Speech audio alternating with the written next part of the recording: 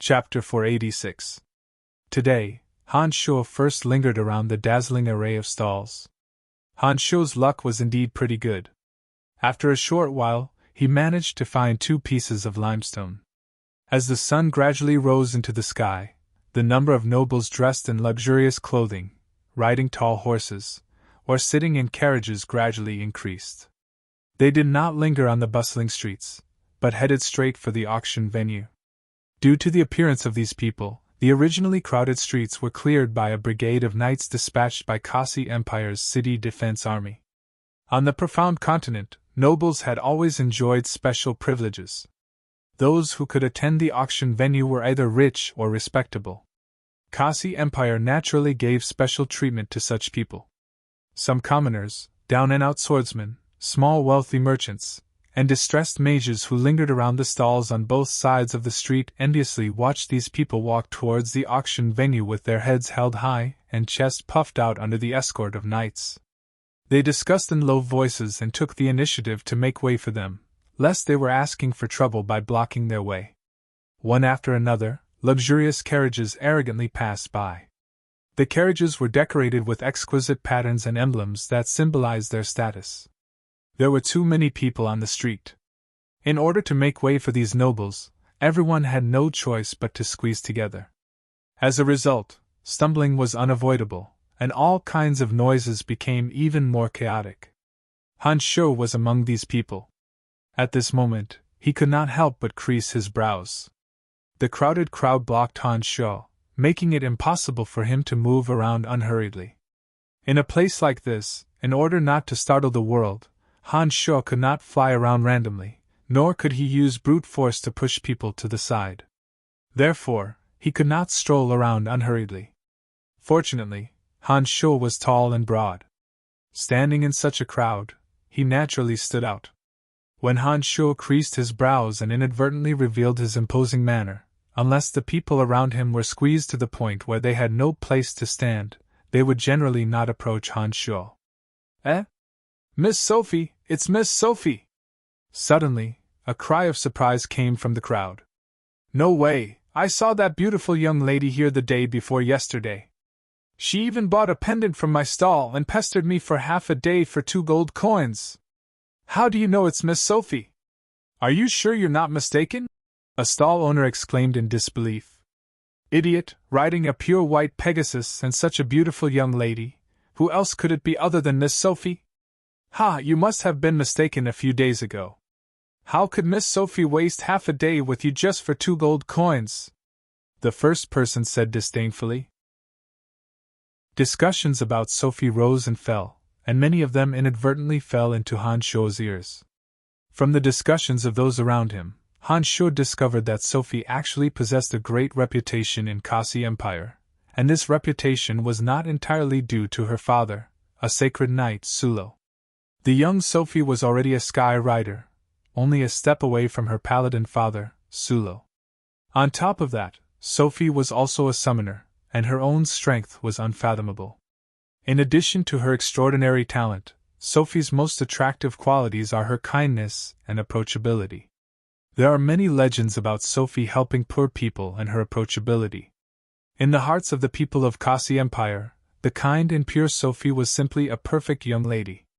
Especially in the hearts of some youngsters, Sophie was fully deserving of being a goddess. Amidst the clamor, Han Shuo passively accepted many positive rumors about Sophie. Han Shuo, who already had a good impression of Sophie, felt rather moved as he watched Sophie slowly approach on her pure white Pegasus. Yesterday, on the crowded streets, Han Shuo had already seen Sophie. But compared to the way she was today, Han Shuo preferred her approachability from yesterday. Riding on a Pegasus, Sophie wore a faint smile on her face. But when she thought of the person in the carriage beside her, she couldn't help but sigh in her heart, even complaining about her father's inexplicable behavior. In the carriage that came abreast of Sophie, the curtain of the carriage was lifted, revealing a handsome young face. This youth, who was infatuated with Sophie, did not conceal the scorching light in his eyes. Although he did not say a word, anyone could see the intense desire to possess her in his eyes. Fei, the reason I came to the auction this time is to find a treasure worthy of you," the youth who was infatuated with Sophie said in a mushy tone as he leaned on the carriage and looked at Sophie with a smile. Sophie squeezed out a smile and said, "No need. You know, I have no interest in those things." "How can that be? My house of Pilon is the legitimate line of the royal family. Your father has already agreed to our marriage.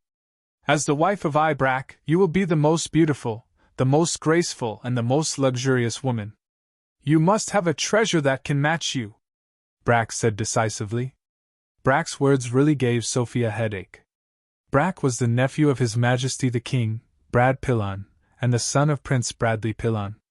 In Kasi Empire, the Pilon royal family was the true ruler. For such a family, her father, Sulo, to take the liberty of agreeing to this marriage without her consent, Sophie really didn't know what to do. As the son of Prince Bradley Pilon, Brack could be considered a clean and honest character among the nobles of Kasi Empire. For many years, there hadn't been too many negative rumors about him. The eloquent Brack was a rising star in the political circles of Kasi Empire. Riding on the coattails of the House of Pilon, he rose through the ranks and became a prominent figure in Kasi Empire. Sulo had agreed to this marriage. Whether Sophie was willing or not, in this patriarchal world, Sophie was already Brack's fiancée. Sophie's etiquette education from a young age prevented her from doing anything that would be beneath her status in a formal setting. This time, when she came together with Brack in public, it was only because she was unable to dissuade her father that she reluctantly agreed. As she listened to Brack's incessant ramblings about the future, Sophie's heart grew heavier and heavier. As a sky rider with extraordinary strength, Sophie really didn't have the slightest favorable impression of Brack, a nobleman who was neither good at magic nor martial arts, but was only infatuated with power. If it wasn't for the fact that Brack's family was too powerful, if it wasn't for her father's coercion, Sophie would have long continued to wander around the stalls on the bustling streets. Why would she become Brack's foil and accompany him to some auction house where celebrities gathered? Incomparably vexed, Sophie simply ignored Brack's incessant ramblings beside her. Sitting on her Pegasus, she wore a tranquil and faint smile as she aimlessly swept her eyes across the crowded crowd.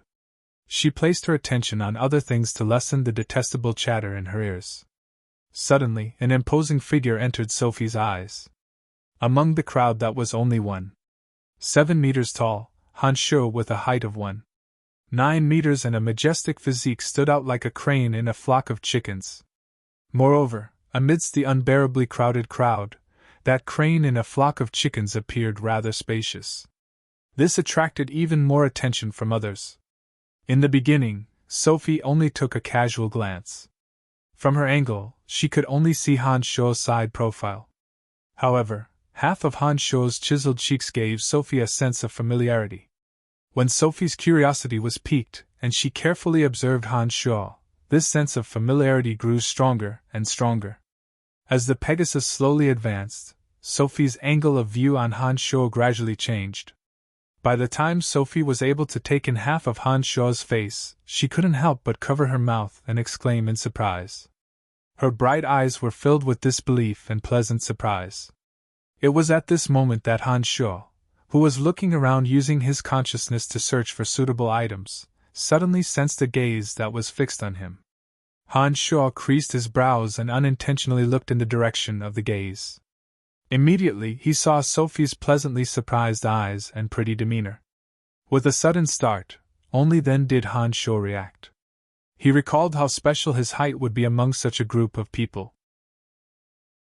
In order to not bring trouble to Sophie, Han Shuo gave up on searching for materials to refine Gilbert in this area.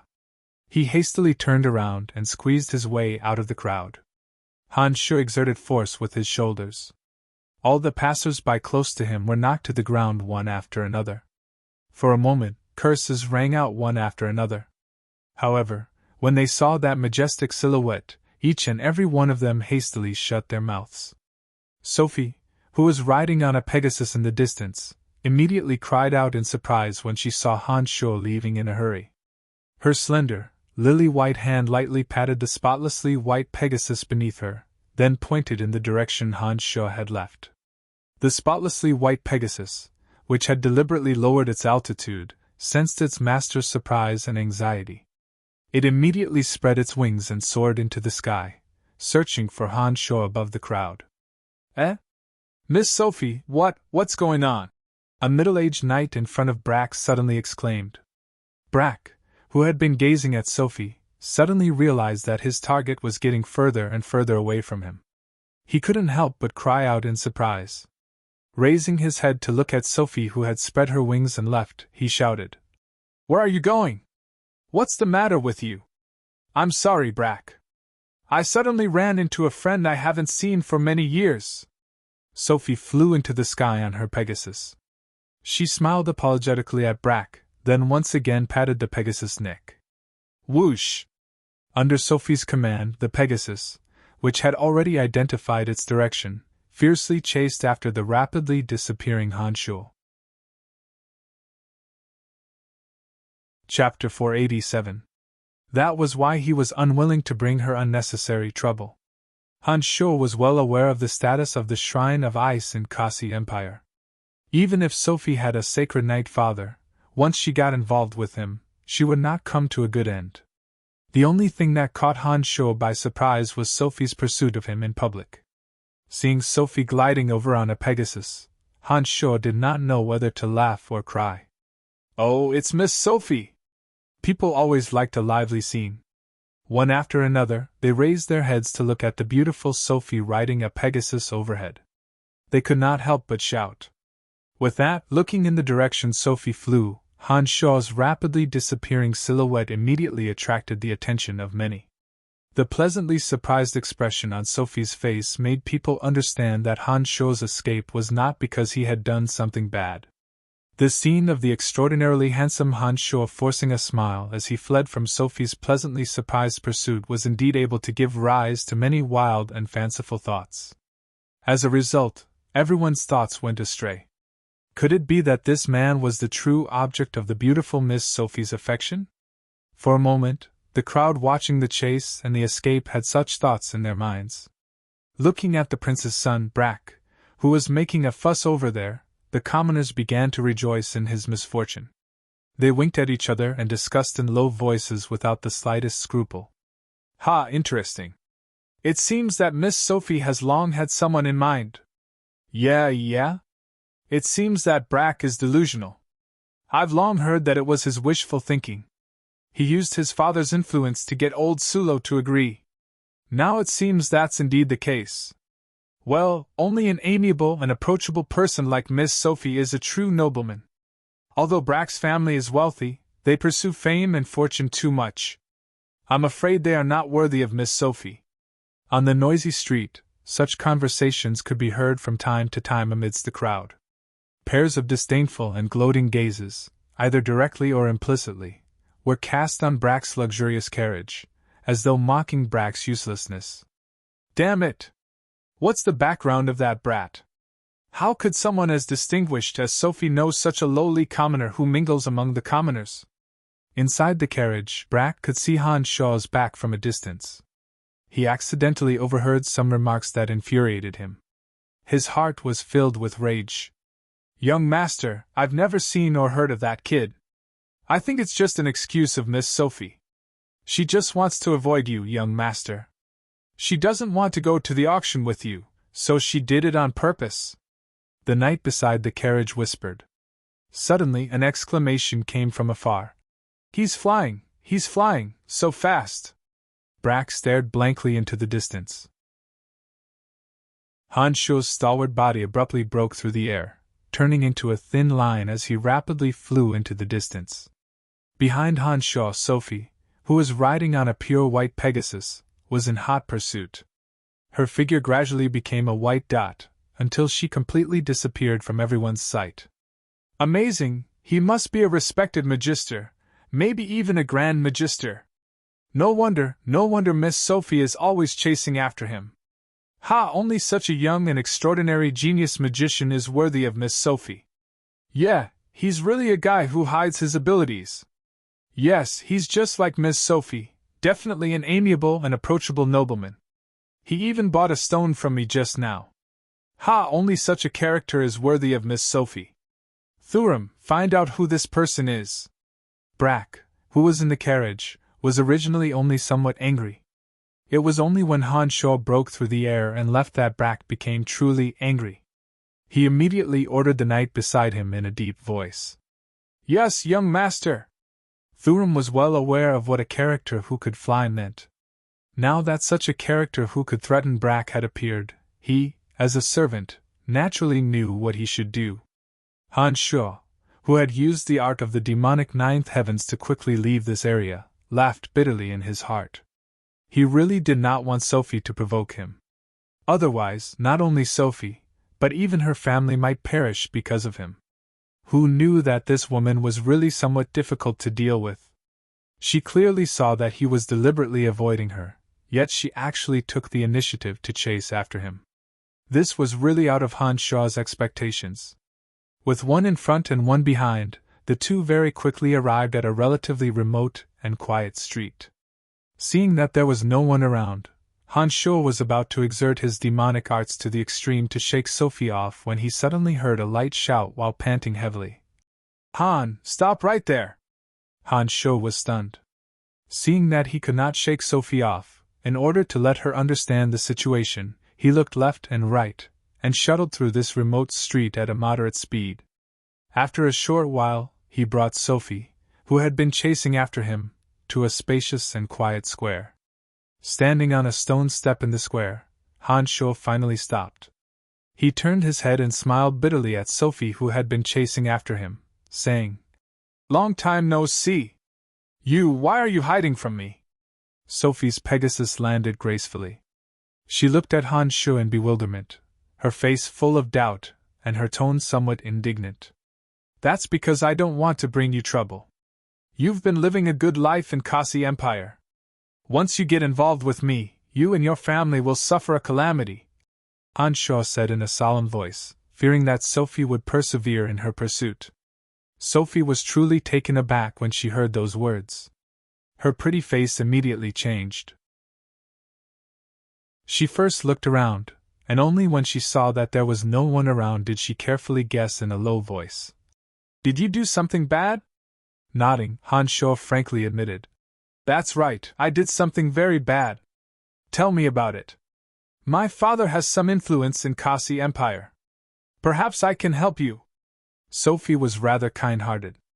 Not only did she not leave immediately, she was thinking about how she could help Han Shaw. Forget it, your father can't help me anyway. Han Shaw flatly refused. Then, he looked at Sophie with a straight face and said, I will be staying in Kasi Empire for some time. Don't have any contact with me. Just pretend you don't know me. How can I do that? Sophie refused to comply. She said in a very loyal manner, Back in the dark forest you once saved my life. No matter what, we are still friends. Now that you are in trouble, how can I pretend not to know?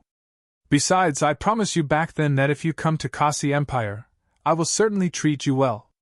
I am not in any trouble. You will only be in trouble if you know. The more Sophie said so, the more Han Shaw could not let her get into big trouble, so he hastily explained. Who knew that this woman Sophie was really persistent? After hearing what Han Shaw said, she said in all seriousness, What trouble will I be in? Don't worry, nothing will happen to me. It's rare for you to come to Kasi Empire. No matter what, as your master, I have to thank you for saving my life. Miss, the one I offended is the Shrine of Ice. Can you bear the responsibility? Seeing Sophie so insistent, Han Shaw had no choice but to mention the Shrine of Ice. As expected, when the word Shrine of Ice came out, Sophie was indeed frightened. Sophie looked at Han Shaw in shock. After staring blankly for a while, she cautiously asked, Han, what's going on? How did you offend the shrine? I know you are a citizen of Lancelot Empire, but I don't know much about you. How did you get entangled with the shrine? After hearing Sophie's words, Han Shaw realized that Sophie probably did not know his true identity. Back in the dark forest, Han Shaw had casually mentioned the name Brian Han. As Sophie had never heard of this name, she thought that Han Shaw had given a fake name, and did not pay much attention to it. She probably did not associate the city lord of Brettel's city of Lancelot Empire with Han Shuo. Don't worry about how I offended them.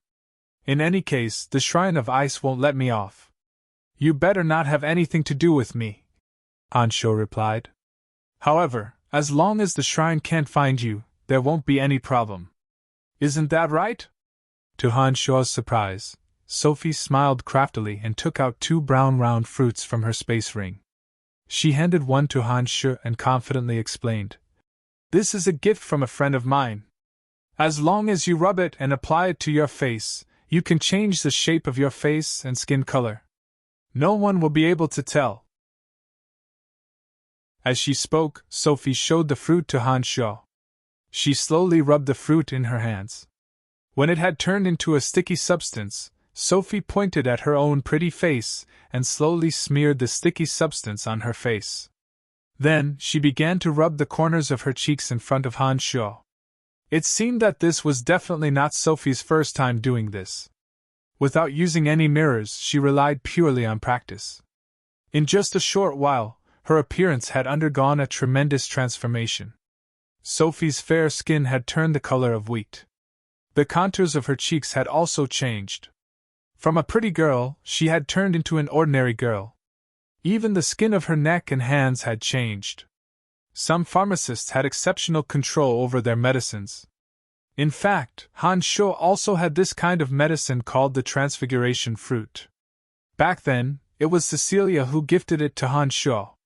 On this trip to Kasi Empire, Han Shuo did not use the transfiguration fruit because he was not afraid of being exposed.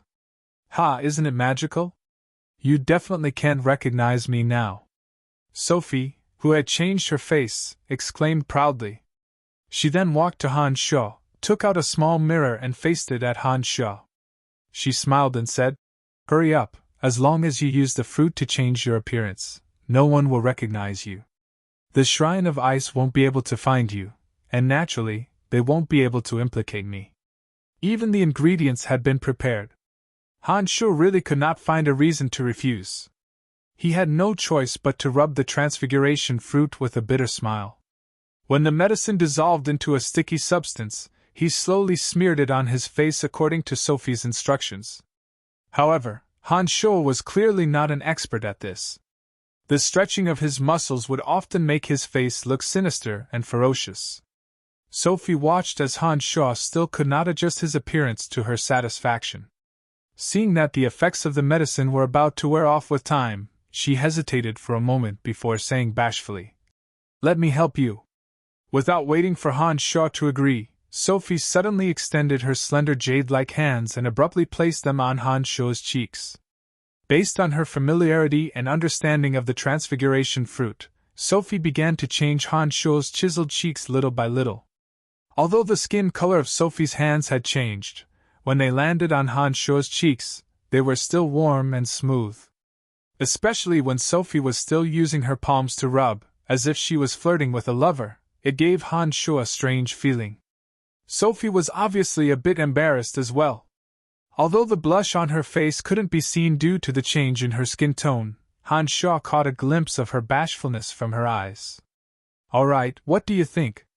Just as Han Shuo was letting his imagination run wild, Sophie suddenly stopped and proudly took credit. In the mirror in Sophie's hands, a face that Han Shuo was unfamiliar with appeared. This person had a round chin and thick cheeks, a face that only a fat person should have. Looking at the face in the mirror, Han Shuo could not help but think of little fatty Jack. I really don't look like much." Han Shuo looked at the face in the mirror and answered honestly with a wry smile. The fat face in the mirror smiled, simple and honest. No matter how you looked at it, it looked honest. This made Han Shuo think of little fatty Jack. Because of this, Han Shuo's wry smile became even more pronounced. "Let me tell you, only fat people don't attract attention. Hee, really, there are fat people all over the streets. No one would think of your original appearance." Sophie explained very professionally, and then added with a smile. "Also, the corners of your face are too prominent, and not easy to disguise. This is the only way to cover up the corners with fat." Ha, I didn't think that you would be so cute after becoming fat. Hee hee. Seeing Sophie's giggling face, Han Shaw felt that Sophie was purposely making him look fatter, as if she'd be happier if he was uglier. Up to you, I'll do whatever you say. Han Shaw did not know whether to laugh or cry as he said helplessly. Here, stuff this into your stomach. Sophie took out a small pillow from her space ring and handed it to Han Shaw with a smile. She explained, a fat person has to have a big belly, or else he wouldn't be called a fat person. As she spoke, a trace of a sly smile flashed through Sophie's eyes, which Han Shaw just happened to catch. With this, Han Shaw could be sure that Sophie had indeed done it on purpose. However, because Han Shaw knew that Sophie did not have any ill intentions, and his face was already fat anyway, he did not say anything. He took the small pillow from Sophie and stuffed it into his clothes, forming a slightly protruding belly just like that. Ha, not bad at all. Look! Seeing that Han Shaw's belly was protruding, Sophie laughed with obvious malice. She held a mirror in her hand and looked at Han Shaw's belly, even smugly patting Han Shaw's belly. She laughed as she said, I'll forgive you now. Let's see if you still dare to run away as soon as you see me like I'm the plague. It was only now that Han Shaw understood why Sophie had done this. It turned out that this was all revenge for Han Shaw's dodging earlier. It looked like women were indeed very vengeful. Even a kind-hearted woman like Sophie was no exception. She had used this kind of prank to punish Han Shaw. As expected, one should not offend women, and beautiful and kind-hearted women were no exception. Han Shaw smiled wryly as he lamented. All right, as long as you change your clothes and deliberately hunch your back, absolutely no one will be able to recognize you. Sophie stopped laughing and looked at Han Shaw with satisfaction as she gave a suggestion to make her work even more perfect. Han Shaw reluctantly took out a new jacket. He had originally planned to have Sophie avoid his body, but when he remembered her prank earlier, Han Shaw had a bad heart. He pretended as if nothing had happened and took off the original jacket in front of Sophie. Han Shaw's upper body was only covered in a sturdy warrior's robe. As soon as this outer robe was taken off, his majestic naked body was immediately revealed. His perfect physique had an aura as sharp as a blade's edge, and was filled with the unique charm of a man. Sophie was stunned as she stared blankly at Han Shaw's majestic naked body. Her eyes were filled with amazement, and a trace of intoxication. She had probably never seen such a perfect physique before, and couldn't even react for a moment. Suddenly, Sophie came to her senses and hastily turned around with a pale face. She stomped her feet and said angrily, Bastard, how can you act like this in front of me? You're infuriating. Seeing Sophie so flustered, Han Shaw suddenly felt incomparably carefree in his heart. The bad luck from before had all been washed away. He chuckled and said, Heh heh. I'm not even afraid of being taken advantage of, so what are you afraid of? You bastard! I knew you weren't a good person before, and now it looks like it was indeed so. Sophie angrily rebuked Han Shaw, and then muttered to herself in a low voice, This guy's physique is really good. When he heard Sophie's words, Han Shaw suddenly recalled the time the two had spent together in the dark forest. His heart couldn't help but flutter. Humph, are you done changing? If you're done, then quickly go back. Sophie's back was facing Han Shaw as she asked hatefully. I'm done, where are we going? Han Shaw was surprised.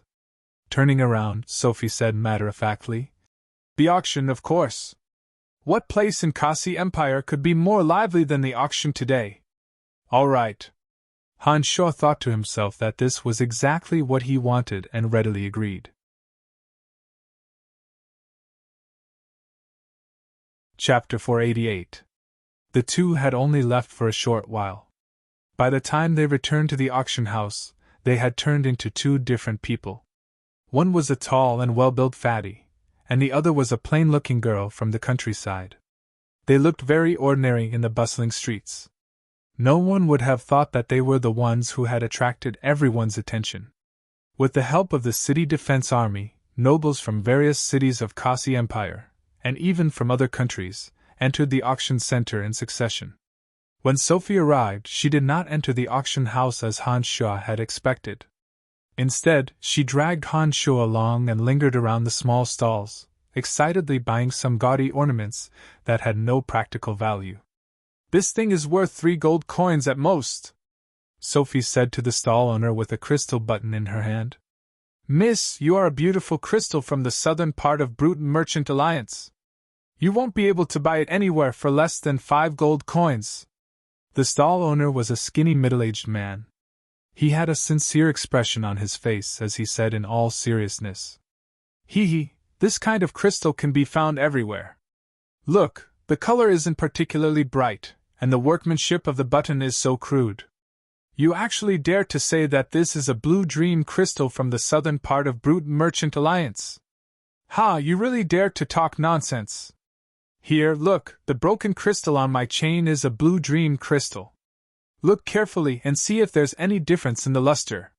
Sophie took out a crystal necklace from her pocket and waved it in front of the stall owner, indicating that he could see the real blue dream crystal. Normally, no one wearing a space ring would appear in a place like this. Therefore, when they entered, not only did Sophie put away her own space ring, she also told Han Shuo to put his space ring away as well. This way, the two of them would not be able to find anything different from ordinary people on them. Seeing that he could not fool Sophie, the stall owner's face darkened.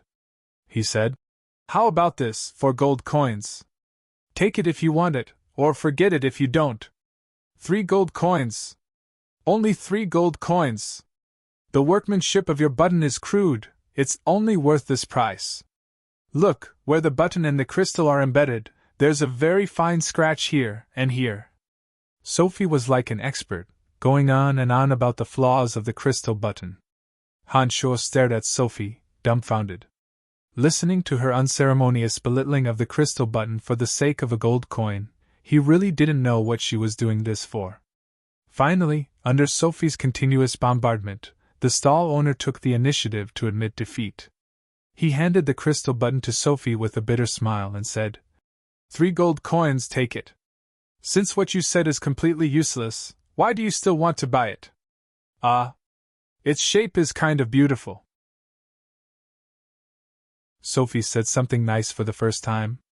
She happily fastened the crystal button to the corner of her shirt, smiled at Han Shuo, and asked, "How is it? Does it look good?" "It's all right," Han Shuo replied. After a pause, he added, "It matches your current appearance very well."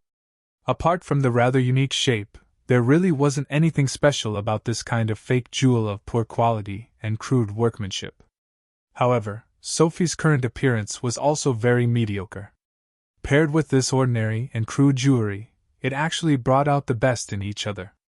Sophie obviously understood the meaning of Han Shuo's last sentence. She rolled her eyes at Han Shuo and lightly snorted. "Boss, ask him for money." "Humph, who asked you to deliberately make sarcastic remarks about me?"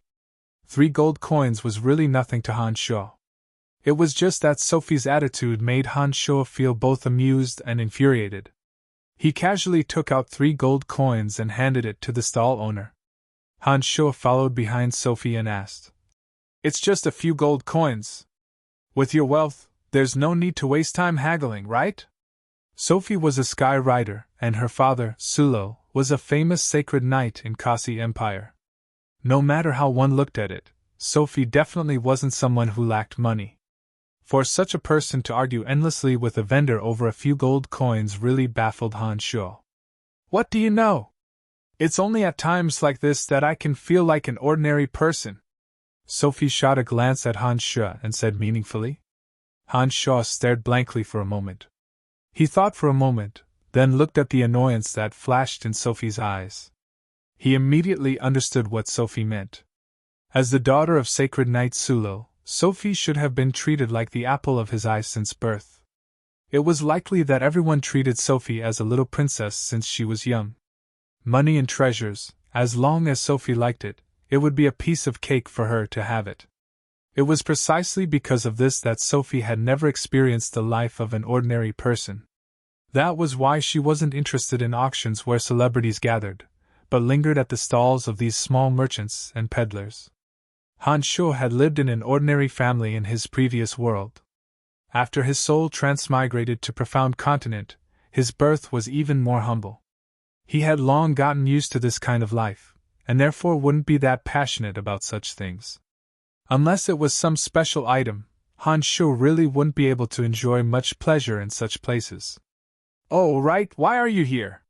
Sophie suddenly recalled this question after walking for some distance. Soon after, Sophie looked at Han Sho with some pleasant surprise and said, "You also like to seek pleasure in places like this, don't you?" "Ha, I should have guessed it long ago. From your clothes and space ring, I can tell that you come from a good background. It seems that we are bosom buddies." Looking at Sophie's self-righteous understanding, Han Sho smiled and shook his head. He calmly said, "I'm not born into a good family like you. I've suffered all kinds of hardships when I was young. The reason I come to places like this is because those who know what's good for them can definitely find good stuff." "That can't be true. What kind of good stuff can there be in a place like this?" Sophie obviously didn't quite believe it. She came to places like this purely to seek pleasure. Deep down, she didn't think that there was anything truly valuable in this place. "You don't believe me?" Han Sho looked at Sophie smilingly, as though he wanted to prove it to her. "I don't believe you." Sophie became even more resolute when she saw Han Sho's attitude. "Follow me." Han Sho beckoned at Sophie with his finger, turned around, and walked towards another area. It seemed that he really intended to prove it to Sophie. Sophie really didn't believe him. She hurriedly followed Han Sho, thinking, "I'll see what you can do." After squeezing through the endless stream of people for 70 to 80 meters, Han Sho stopped in front of an inconspicuous stall. He casually picked up an ordinary gray stone and smiled at the stall owner. "Boss, how much is this stone?" "Oh, 5 gold coins. If you really want to buy it, I can make it a little cheaper," the stall owner casually replied. 5 gold coins it is. Han Sho didn't have Sophie's special hobby. He casually took out 5 gold coins from the space ring in his pocket and handed it to the stall owner. This time, Sophie didn't argue about the price because she had some doubts. Seeing that Han Sho had left the stall, she hurriedly chased after him. This place was secluded to begin with. Han Sho walked a few steps and arrived at a very remote corner, waiting for Sophie. Looking at the gray stone in Han Sho's hand, Sophie said in surprise, "This is the good thing you were talking about. Any mind would be filled with this kind of gray stone. I can't see any value in it." Shaking his head with a smile, Han Sho said, "Don't be in a hurry to make a decision. Give me your weapon." Sophie didn't understand, but she still did as Han Sho said. She took out a long sword from her space ring and handed it to Han Sho. One look at the exquisite long sword and it was obvious that it was priceless. Han Sho touched the scabbard, feeling the smooth and warm gemstones embedded on it. He smiled at Sophie and said, "You are indeed a rich person. No wonder you want to pretend to be a poor person and have some special fun. Don't be so talkative. I want to see how you will prove that this stone is a good thing." Sophie crossed her arms in front of her chest and chuckled as she waited for Han Sho's proof. Han Sho smiled and didn't say anything else. He pulled out her long sword from the scabbard in front of Sophie and flicked the tip of the sword with his finger. Dang! The long sword let out a crisp sound. Under Sophie's attentive gaze, the gray stone in Han Sho's palm turned into a layer of gray powder under the force of his 5 fingers. This powder fell evenly on the edge of Sophie's long sword, lightly sprinkling back and forth until the gray stone turned into fine powder. Then, a ball of demonic flame rose from Han Sho's palm. Sophie was startled. She looked at the flame in Han Sho's palm in shock and said, "You also practiced fire magic? That's not right. There's no fire element. What's going on?" Smiling at Phoebe and shaking his head, Han Sho didn't explain how he was able to ignite a flame in his palm without any fire element. Instead, he reminded Sophie, "Watch carefully." After hearing his words, Sophie didn't ask any more questions. Instead, she focused her attention on Han Sho's movements. Under Sophie's sparkling gaze, Han Shuo moved the flame in his palm towards the blade of the long sword. Under the roasting of the flame in Han Shuo's palm, the long sword in Sophie's hands slowly became incomparably hot. Be careful, this is a gift that my father gave me when I became a sky rider. Don't break it! Sophie warned Han Shuo with a bit of heartache as she watched Han Shuo use the flames to roast her sword. Giving Sophie a reassuring look, Han Shuo's eyebrows furrowed. He secretly circulated his magical yuan and poured it into the long sword through his hand holding the hilt. Under the dual effects of the flame and magical yuan, the gray powder on the upward-facing blade miraculously melted into the edge of the long sword. Eh? Sophie exclaimed softly. She was once again taken aback by the scene in front of her eyes. She exclaimed in disbelief. I couldn't tell that you're also an alchemist. Han Shuo didn't reply. He continued to focus on melting the congealing stone into the blade, watching all the powder disappear into the blade little by little. Han Shuo had discovered the congealing stone yesterday. It was a peculiar material that could increase the density of a weapon and make energy flow faster. In the treasure book of refining weapons of demonic arts, the congealing stone was a very useful stone. However, in this world, Han Shuo discovered that no one knew its use at all. There were a lot of congealing stones in the place of extreme metal in the Qilua mountain. Han Shuo had long mixed an appropriate amount of congealing stone into the demon's lair edge. Therefore, when he saw the congealing stone yesterday, although Han Shuo was surprised, he didn't make a move to buy it. This time, it was to prove to Sophie that there were indeed treasures in this kind of place. That was why he specifically came here to buy one. By the time all the congealing stone powder had melted into the blade, the temperature of the blade was already very hot. At this moment, the flame that was roasting the other side of the blade in Han Shuo's palm suddenly turned from red to purple. There was only a squeaking sound, and light smoke rose from the blade. This was a natural phenomenon due to the sudden cooling of the high temperature. Be careful! You wouldn't be taking the opportunity to use my long sword for an alchemy experiment, would you? Sophie was still very worried about the long sword. While reminding Han Shuo to be careful, she was also suspicious of whether Han Shuo was harboring evil intentions. Take it, inject fighting aura into it, and see if it's different from usual. Han Shuo didn't answer Sophie's question, but threw the long sword together with its scabbard to Sophie. Sophie hurriedly reached out to catch the long sword. As soon as it touched her hand, Sophie exclaimed, It's a few kilograms heavier! Sophie watched as Han Shuo ground a fist-sized stone into powder in his palm and melted it into the long sword. She couldn't understand how some stone powder could actually increase the weight of the long sword by a few kilograms. This was obviously very magical. Try fighting aura. Han Shuo smiled as he reminded her. With amazement, Sophie immediately injected fighting aura into the long sword in her hand. Sophie had only just injected fighting aura when the long sword suddenly lit up with the silver light of fighting aura. The speed was faster than Sophie had imagined. How is this possible? Sophie exclaimed, looking at Han Shuo in disbelief. She hurriedly said, The long sword's reaction to fighting aura has increased a lot. That's right, this is the effect of that stone. You should know that at a critical moment, once your fighting aura is injected into the long sword, you can release its power. This means what in battle?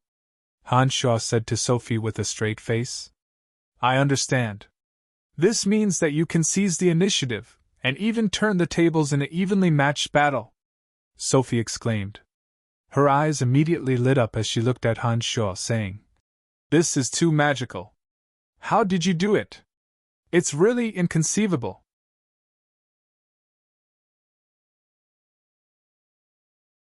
Chapter 489. That's why I said those who know what's good and what's good can still find good stuff in this kind of place. Han Shuo laughed.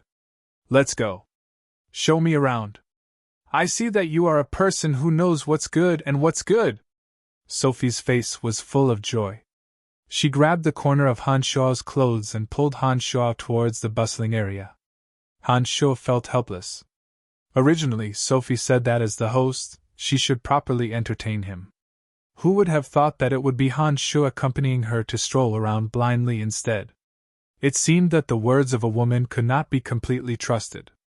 Seeing that Sophie was in high spirits, Han Shu did not dampen her spirits. He accompanied her and squeezed through the crowd of stalls. Using his accurate sense of materials, he found a few good things suitable for her. Han, you are amazing! How do you know so much? Sophie said excitedly to Han Shu as she tightly clasped a crudely made jade bracelet in her hand. The jade bracelet was also chosen by Han Shu for Sophie. After Sophie put it on, she felt that the jade bracelet had the effect of relieving fatigue. After hearing Han Shu explain all the effects of the jade bracelet, Sophie truly admired Han Shu from the bottom of her heart. It's about time. It's already afternoon. Let's take a stroll around the auction house, Han Shu suggested as he looked at Sophie smilingly. That place isn't very interesting. We might as well find some fun here. Sophie obviously did not have a favorable impression of the auction house as she replied, curling her lips. Kasi Empire holds an auction house once every 3 years. There must be many interesting people and items inside. Since I have come to Kasi Empire, it would be inexcusable if I didn't go and take a look. As the host, shouldn't you do your duty as a host? Although there were indeed some good things on display at the stalls outside, there must be even more precious treasures inside the auction house. Moreover, they must have all been appraised. That was why Han Shu made such a suggestion. All right, since you insist, I'll go with you. Sophie reluctantly agreed to Han Shu's request and followed Han Shu to the auction house. The auction house was located in an enormous building. When Han Shu and Sophie walked to the door, a group of knights in shining armor were standing guard in front of the door, courteously blocking their way. Although these knights' attitudes could be considered friendly, they blocked the two's path. You two, you can't enter without an invitation, one of the knights reminded them with a smile. Han Shu and Sophie's appearances were ordinary, and the clothes they wore were also very ordinary. After putting away the space rings, there was nothing special about the two of them. People dressed like commoners obviously shouldn't appear in a high-class place where celebrities congregated. Han Shu coldly snorted. He thought to himself that these kinds of people were everywhere. Although this knight appeared to be courteous on the surface, the ridicule and contempt in his eyes were not concealed at all. Han Shu could see the disdain in his heart at a glance. Here, these are the invitation letters. Can we go in now? Sophie casually took out 2 invitation letters and handed them to the knight with a light snort. The knight was astonished. Obviously, he did not expect that people like Han Shu and Sophie would actually be qualified to receive an invitation letter. He stared blankly at Sophie and Han Shu, momentarily forgetting to reply. Can we? Sophie raised her voice slightly and asked again. Of course, of course. The knight suddenly came back to his senses and hastily replied. He turned to the side and bowed, saying courteously, Please come in. Humph. Han Shu shot a cold glance at the knight and strode in with Sophie. As soon as they entered, they saw a splendid scene of splendid lights.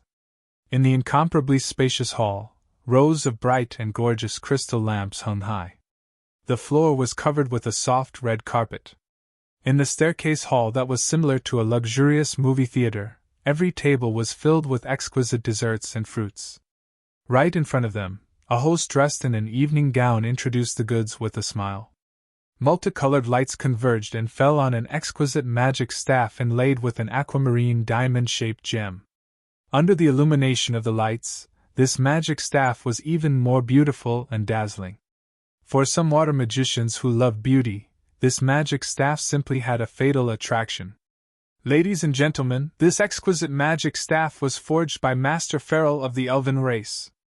This blue fantasy magic staff can increase the power of water magic by 30%, and it can recover mental strength faster. As for its design, I reckon that only the word perfect can describe it. Coming from the hands of Master Feral, all of them are shockingly exquisite without exception. On the stage, the host was very provocatively preaching the advantages of the magic staff. Han Shu observed it attentively for a moment, and discovered that although this magic staff was really not bad, it was a pity that it was a little too gorgeous. That extremely beautiful design was in fact not particularly suitable for magicians to wield. That Master Feral had obviously abandoned practicality in pursuit of perfection. Given Han Shuo's temperament, he definitely wouldn't choose this type of weapon. However, its exquisite design had incited the crazy pursuit of female magicians. Due to the existence of the Shrine of Ice in Kasi Empire, the number of magicians who specialized in water magic was the highest. As soon as the host's words fell, the audience immediately boiled over. Just as Han Shu and Sophie were staring at the stage, a male attendant said with a smile, "Please follow me. Are there any private rooms?" Sophie looked at the attendant and indifferently asked. The attendant stared blankly for a moment. After sizing up Sophie, he smiled and said, "No, they have long been fully booked." Han Shu understood that in an auction of this level, other than the stair-shaped auction stage in the main hall, there were rooms specially prepared for the real bigwigs on the surrounding floors. People with status would generally reserve their own rooms long ago. Originally, if Sophie had come together with Brack, she would have stayed in a special room.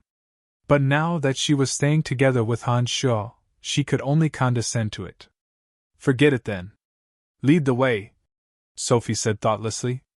Under the guidance of the attendant, Han Shu and Sophie arrived at a seat at the back row. In front of the two of them were similarly placed exquisite desserts. There was also a magic table on which one could input the exact amount of gold coins.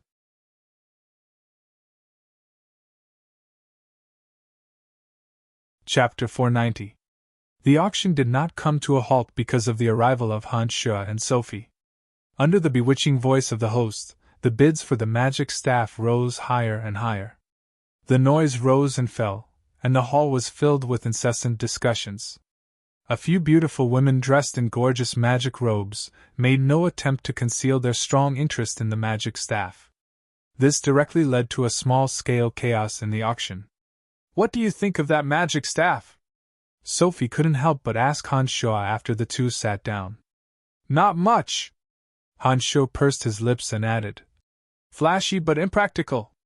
Contrary to Han Shu's expectations, Sophie actually agreed with Han Shu's evaluation. "Yes, this magic staff is overly gorgeous. If I were a mage, I would definitely not choose such a beautiful magic staff." Han Shu looked at Sophie in surprise and said with a smile, "I thought you would be like them and pursue the ultimate beauty of everything." Snorting lightly, Sophie said, "I'm choosing some trinkets from the stalls purely to enjoy the joy of shopping. It's not because I really like them." "Oh?" Han Shu looked at Sophie with a light smile and pointed at the crystal button Sophie was wearing. He teased, "Then why would you wear this crystal button and look like it's so precious?" Sophie was taken aback and immediately waved her little fist. She said a bit mischievously, "That's because I'm giving you face. You bought this for me. If I were to carelessly throw it to the side, how embarrassing would that be?" Han Shu laughed involuntarily. Although he knew that Sophie was purely joking, he was still a bit happy in his heart. Whether or not Sophie had the intention to wear a crude button worth only 3 gold coins on her chest, as the buyer, Han Shu did feel that he had received the respect he deserved. It had to be said that talking with Sophie gave Han Shu a very relaxed and carefree feeling. It was as if he was talking with a female confidante without any restraint. This kind of feeling made Han Shu feel very comfortable. Why is he here as well?" All of a sudden, Sophie let out a low cry and immediately retracted her head. She even grabbed Han Shu and pulled him to lower his head as well. Han Shu was suddenly pulled by Sophie, and their heads almost bumped together. A refreshing fragrance immediately rushed into Han Shu's nose, and the natural and fresh fragrance gave Han Shu a sense of smell that he hadn't felt for a long time. Last time in the dark forest, the two had also been so close to each other and surrounded each other's scent. The group of people walked steadily and gradually passed through the corridor on the left of Han Shu and Sophie. Under the respectful welcome of the guards, they slowly went up to the VIP room on the second floor. The person in the lead had a gentle smile on his face. He was dressed in a simple and clean snow-white warrior robe. He had a broad body and thick arms, He had an awe-inspiring aura. It was obvious that he was a swordsman, or knight who was good at fighting. Your father? With just a glance, Han Shuo was able to sense the power contained in that person's body through his divine sense. This kind of power was difficult to understand without reaching a certain realm. How did you know? You've seen my father? Sophie was shocked and asked in a low voice. Shaking his head, Han Shuo said, I saw that he looked a little like you, so I made a random guess. I didn't expect that he really was your father. Looks were only one aspect. The most important thing was that the fighting aura that Sophie cultivated was of the same origin as this person. Ordinary people wouldn't be able to sense it, but Han Shuo's divine sense was extremely strong. He could naturally sense it if he carefully sensed it. He must have gone to the VIP room where Brack is. Humph, he's really something. He made the decision for me without my consent. I hate him to death, Sophie said angrily. It seemed that she held a grudge against Sulo. Han Shuo wasn't clear about the matter between Sophie and Brack. Hearing Sophie's complaint, he couldn't help but ask curiously, What's wrong? No, nothing. Sophie was actually a little flustered and said hastily. Han Shuo was a little baffled, but he didn't pursue the matter. He pointed at the stage and said, There's something down there that's not bad. I think it's more suitable for you. Sophie raised her head and stole a glance ahead. She only heaved a sigh of relief when she saw that there was no trace of her father Sulo in her line of sight. She then looked at the stage in high spirits. At this moment, under the guidance of the host and the projection of the lights, a dark green armor slowly descended from the ceiling. The dark green armor was glossy and bright, sparkling with a dazzling radiance under the lights. This knight's armor is the handiwork of a dwarf master. Although I don't know which dwarf master it came from, but judging from the luster of the armor. After the armor was revealed, the host started to brag again. The armor is indeed beautiful, but is it really that sturdy? Sophie asked Han Shuo with some doubts as she looked at the armor from afar. It's alright. It's mixed with a few rare ores, including black iron ore, mithril, and black gold. Forged by the hands of a dwarf, it shouldn't be too shabby. You can consider it, Han Shuo said with a smile. Forget it. My father is in the VIP room. We can't see him from here, but he can look down from the high vantage point.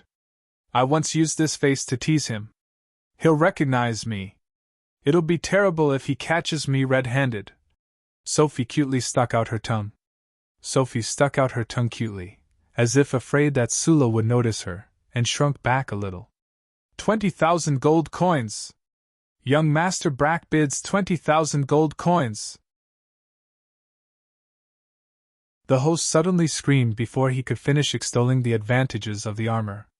Sophie snorted and said disdainfully, Bastard, I won't accept your kindness. Although Sophie's cry was soft, Han Shuo still heard it clearly. He raised his head and looked upstairs. He asked in surprise, Who is this Brack? The host hasn't even finished his speech and he's already throwing out such an expensive price. His name is Brack Pilon. You are already in Kasi Empire. Don't tell me you don't even know him? Sophie was somewhat stunned. She looked at Han Shuo strangely and asked. Han Shuo shrugged his shoulders and calmly said, I really don't know. Is he very famous? Sophie made an expression as though she had been defeated by Han Shuo.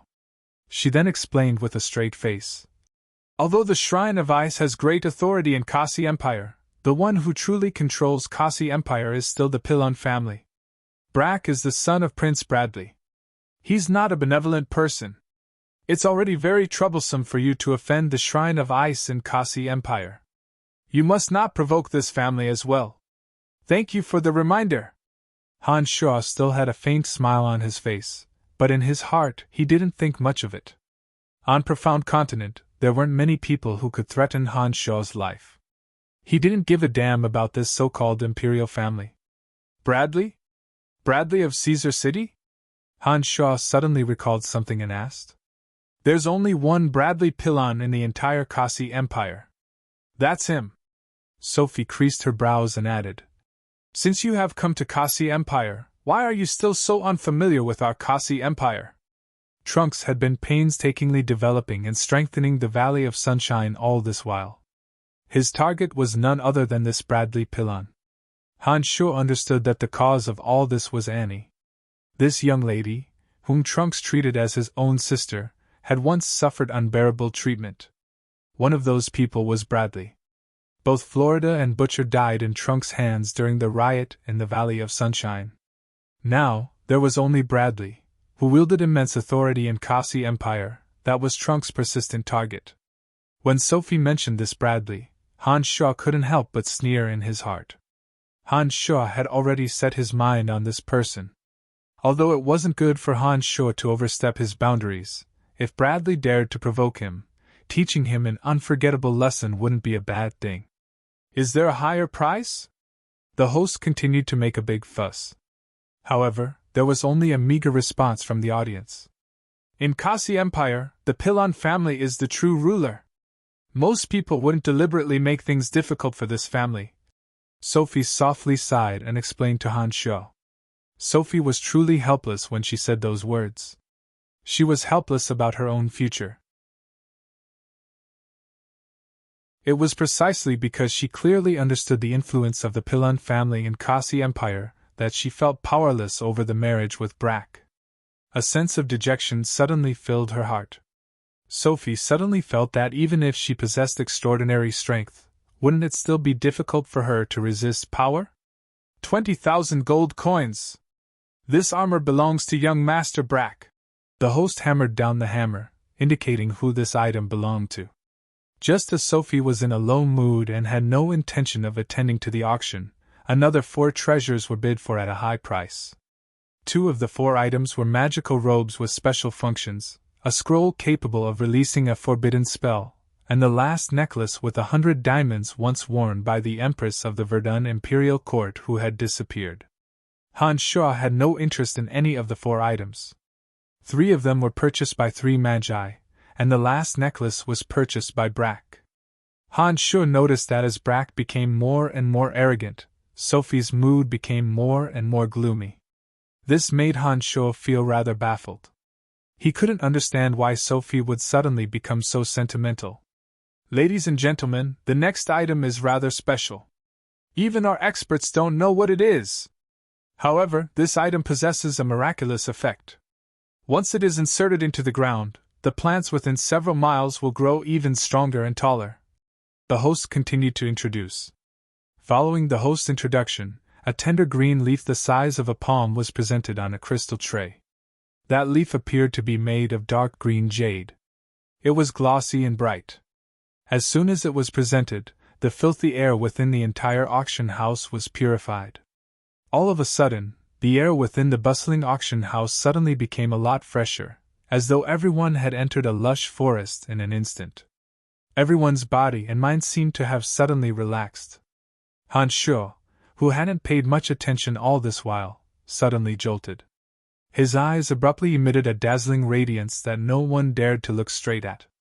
Sophie, who was beside Han Sho, immediately noticed the change in Han Sho's eyes. Her gloomy mood was somewhat diluted by curiosity. She looked at Han Sho in puzzlement and asked in a low voice, "You want this item?" "That's right," Han Sho replied in a deep voice. "What is this? I've never seen such a strange leaf before. Do you know what it is?" Sophie was a little surprised. She stared at Han Sho and asked hurriedly. Nodding, Han Sho explained, "It's hard to explain to you. Anyways, this item is very useful to me.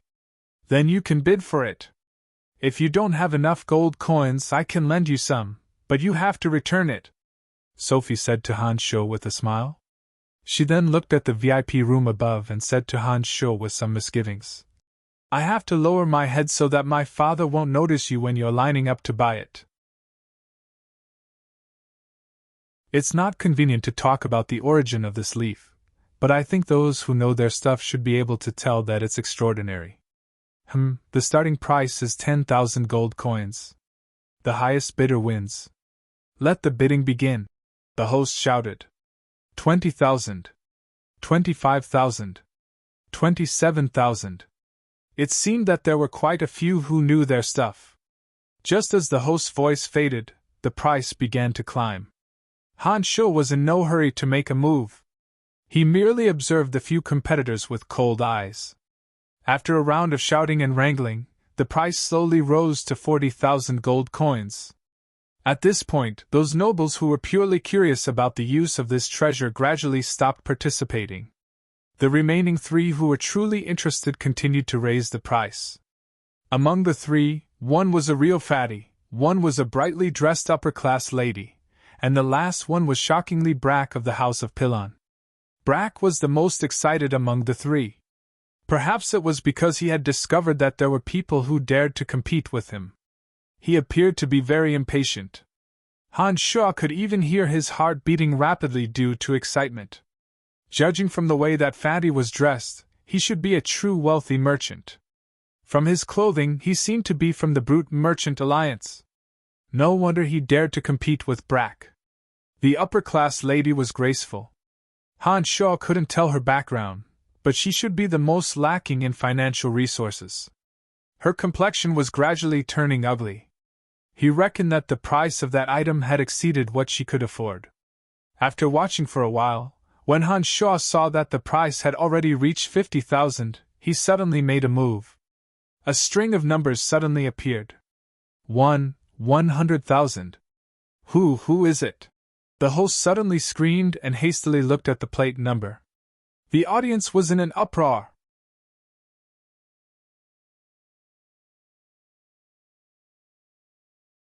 Chapter 491.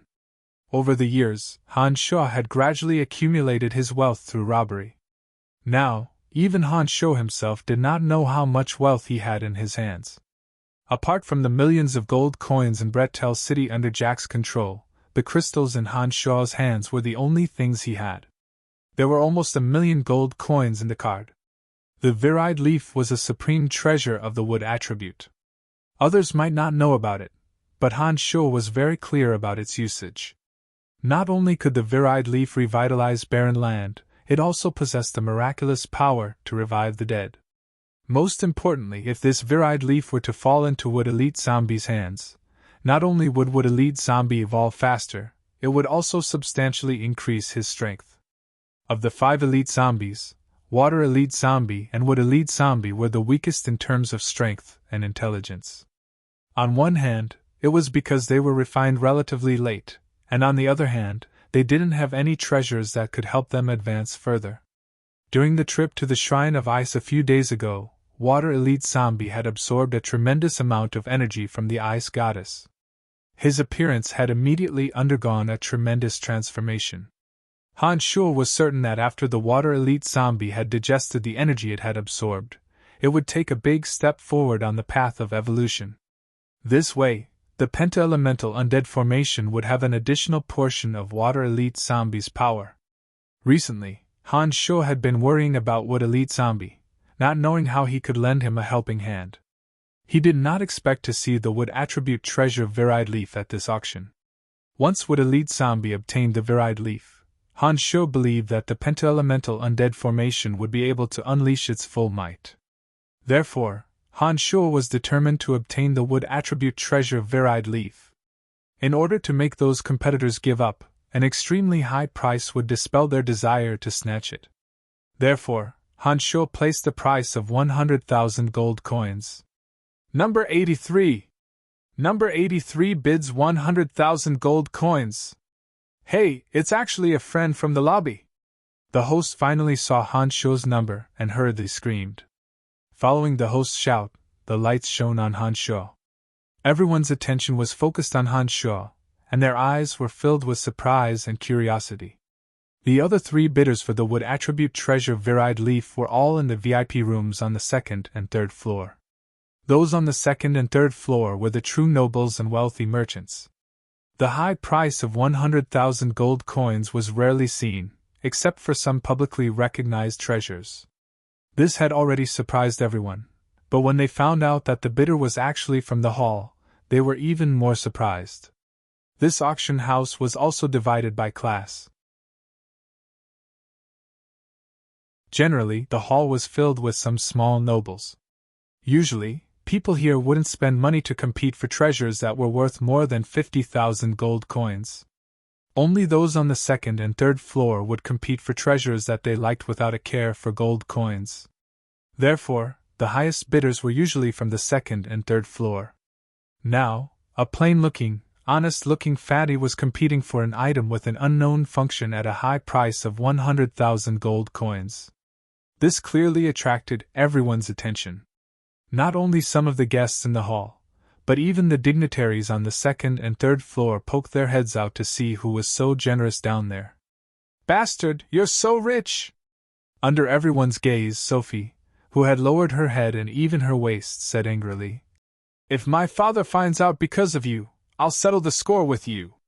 In order not to draw attention to Sophie, Han Shu didn't speak to her.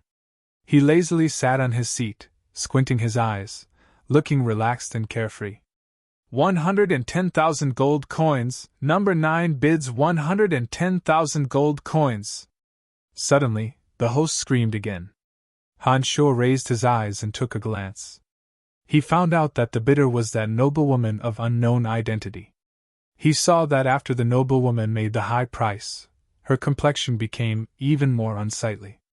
120,000! Mr. Zophie from the Brute Merchant Alliance bids 120,000 gold coins! The host shouted again. He was already somewhat excited. 120,000 gold coins was the first high price in this auction. Seeing the enthusiasm of the crowd, he was obviously very happy.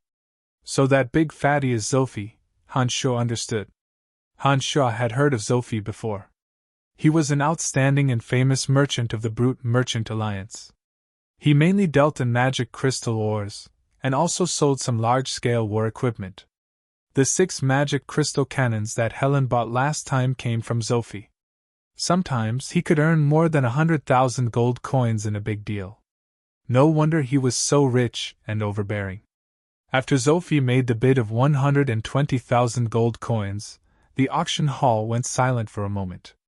Everyone noticed that the price increase for such an item was slowly starting to increase by tens of thousands.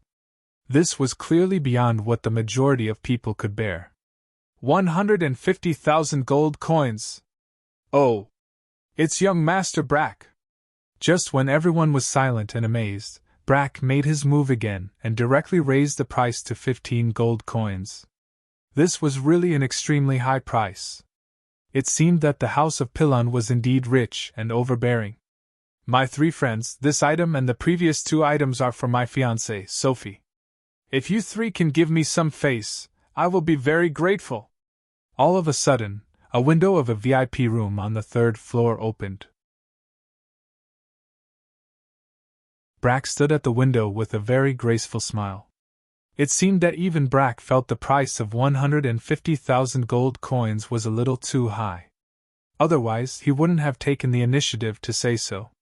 Given the influence of his House of Pilon in Kasi Empire, most people wouldn't deliberately make things difficult for him.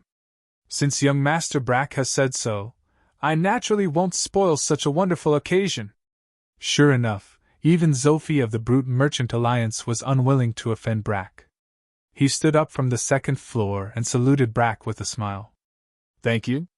If Mr. Zophie has the time to come to Caesar City, I will definitely entertain you, my friend. Well, I hope Mr. Zophie will do me the honor," Brack invited.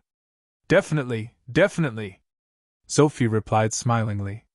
For a merchant like Zophie, whose business was spread all over the world, although he didn't need to fear Brack, if he could befriend him, it would absolutely be of great benefit to his business. Now that Brack had taken the initiative to extend an olive branch, Zophie naturally knew how to behave. After Brack shouted out the high price of 150,000 gold coins, the face of the noblewoman who had previously competed for the treasure turned ashen. It appeared that her financial resources were insufficient to support her to continue competing. She had no choice but to give up on this treasure that she cared so much about. It was only at this moment that Han Shu truly understood the relationship between Sophie and Brack. At this moment, he thoughtfully looked at Sophie, who had her head lowered in silence. He roughly understood the situation from her previous words of complaint. With a faint smile, Han Shuo raised his head and looked at Brack on the third floor. He discovered that Brack was also looking at him at this moment. Brack obviously understood that the noblewoman was the first to give up due to her lack of financial resources. Sophie also gave him face and would not continue to compete with him. With that, his only opponent left was Han Shuo, who had suddenly appeared in the hall. When his eyes met with Brack's, Han Shuo discovered that Brack was smiling and nodding at him from afar. Brack appeared to be very friendly. However, there was a hint of arrogance and threat in his eyes. Han Shuo gave a simple and honest smile, and lowered his head to look at the counter in front of him. Right at this moment, Sophie, who had been keeping her head lowered all along, suddenly cried out softly, "Han, have you forgotten what I told you before? You have already offended the Shrine of Ice. You must not offend the House of Pillon as well. If you really want that thing, I'll hand it over to you after Brack gives it to me. Don't fight with him over it." Han Shuo stared blankly for a moment. He looked at Sophie with a smile on his face. Then, his hand landed on the counter and a string of numbers was pressed down. Only then did Han Shuo say in a low voice, "A favor of several 100,000 gold coins is too great. If you accept it, it will be hard for you to get rid of the House of Pillon. Besides, offending the Shrine of Ice is actually the same as offending the House of Pillon. Ice Celestial Quarry of the Shrine of Ice is the oldest elder of the House of Pillon. It's just that you don't know about it. 200,000. Number 83 bids 200,000 gold coins. Oh, this is a miraculous person!" the auctioneer suddenly shouted. His tone was filled with indescribable astonishment. The audience burst into an uproar once again. Everyone's gazes were once again focused on Han Shuo, as though they wanted to see Han Shuo with their own eyes. Who the hell is this person? Such audacity! Yeah, he still won't let go even after young Master Brack has said so. He's simply not giving face to the House of Pillon. Humph, what an audacious fellow. Even if you have the money, you need to be alive to use it. After Han Shuo's sky-high bid of 200,000 gold coins was announced, the audience burst into an uproar once again. Han Shuo, with his sharp hearing, could hear what they were discussing. However, he was inwardly disapproving of it. Why would Han Shuo pay any attention to a mere hedonistic son of rich parents? This friend is very courageous. Brack, who was on the third floor, did not fly into a rage out of humiliation. On the contrary, he laughed and praised Han Shuo loudly. This fellow is famous for hiding a dagger behind his smile. His current appearance shows that he is truly enraged. You are really something. Why did you provoke him for no reason? Sophie lowered her head and explained to Han Shuo in a low voice. Huh! Suddenly, a soft exclamation came from Brack's side. That sacred knight Sorrow abruptly focused his gaze on Sophie's earlobe. Sophie, with her astonishing strength, was startled. Even without raising her head, she could sense Sorrow's gaze from above. She hurriedly covered her left earlobe with her hand, as though trying to hide something. Han Shuo saw a red mole the size of a grain of rice on Sophie's left earlobe when she tried to cover it. Seeing Sophie hurriedly covering it, Han Shuo immediately understood why she wanted to hide the red mole. Oh no, I was too careless. I forgot about my father's strength. He could see the red mole on my earlobe from such a distance. Oh no, he must have discovered me, Sophie said anxiously with her head lowered. Yeah, I think he has indeed discovered you, Han Shuo said calmly. Because Han Shuo noticed that after Sorrow let out a soft "Huh!" his eyes began to flicker. Clearly, he understood that the ordinary girl below was his precious daughter in disguise. Then what should we do? Sophie asked in a fluster. She appeared to be at a loss when facing her father. Let nature take its course. Yeah, your father didn't tell Brack about his discovery. You better continue burying your head in the sand, Han Shuo said to Sophie. He understood Sorrow's good intentions. No matter what, Sophie was Brack's fiancée. If Brack were to find out that she was together with Han Shuo in disguise, Brack would certainly be furious. Therefore, even though Sorrow had discovered this fact, he did not expose it. 200,000 gold coins going once.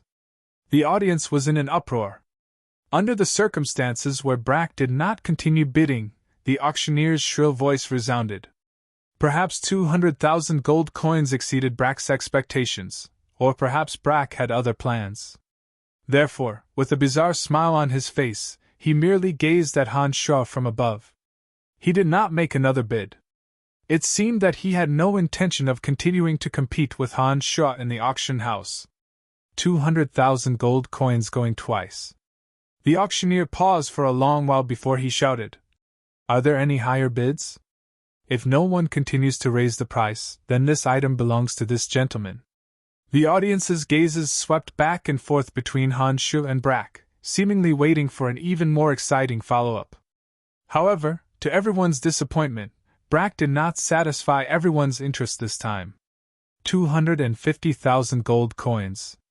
Oh my God, Mr. Zofi has increased the price again. It's actually 250,000 gold coins.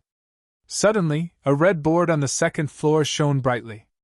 The amount of 250,000 gold coins was reported. The auctioneer went crazy.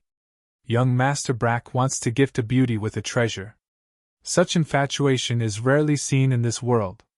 Hee, I'm willing to use 250,000 gold coins to fulfill young Master Brack's wish. Consider it as making a friend with young Master Brack. My friend down there, I wonder if you could give me some face? Consider it as fulfilling a wonderful story, said the real Fatty Zofi as he looked down at the fake Fatty Hans Shaw with a face full of smiles. Thank you, Mr. Zofi. Regardless of whether I can win this item or not, you are my friend for sure. Brack greeted Zofi with a smile on his face from the third floor. His bearing was truly extraordinary. With that, the audience's enthusiasm soared once again. Each and every one of them looked at Zofi and Brack with indescribable excitement, cheering for the sudden turn of events.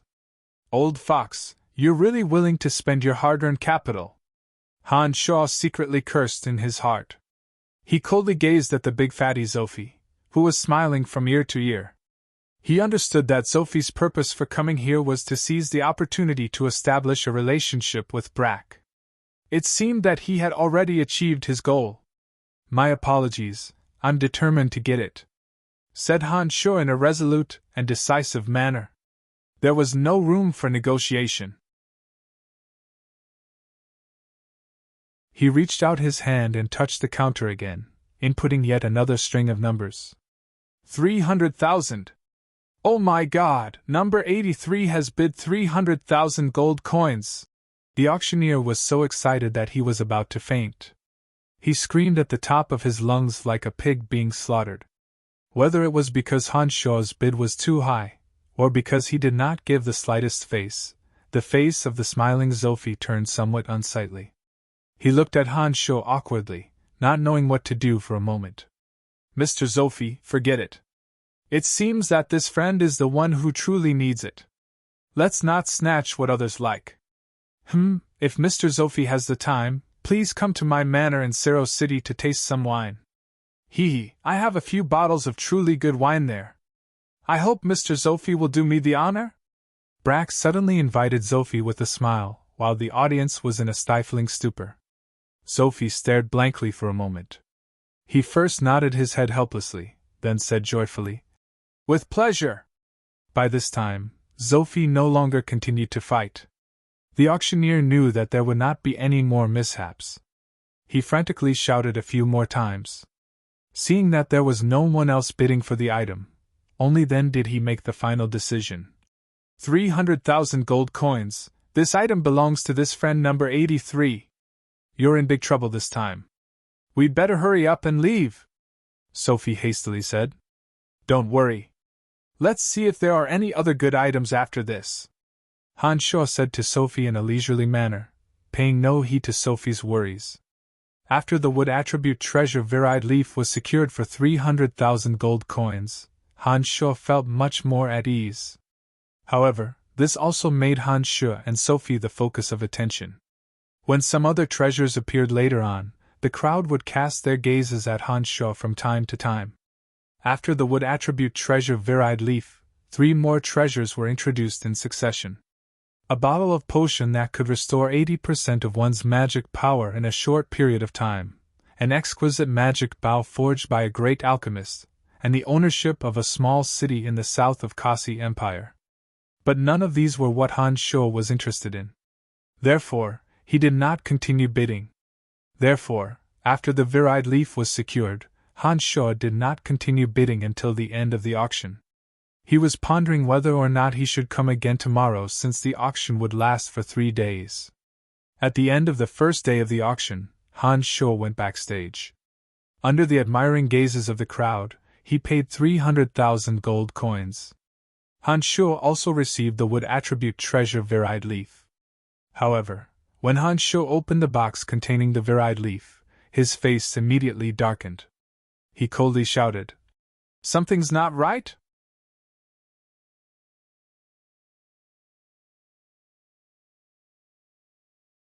Chapter 492.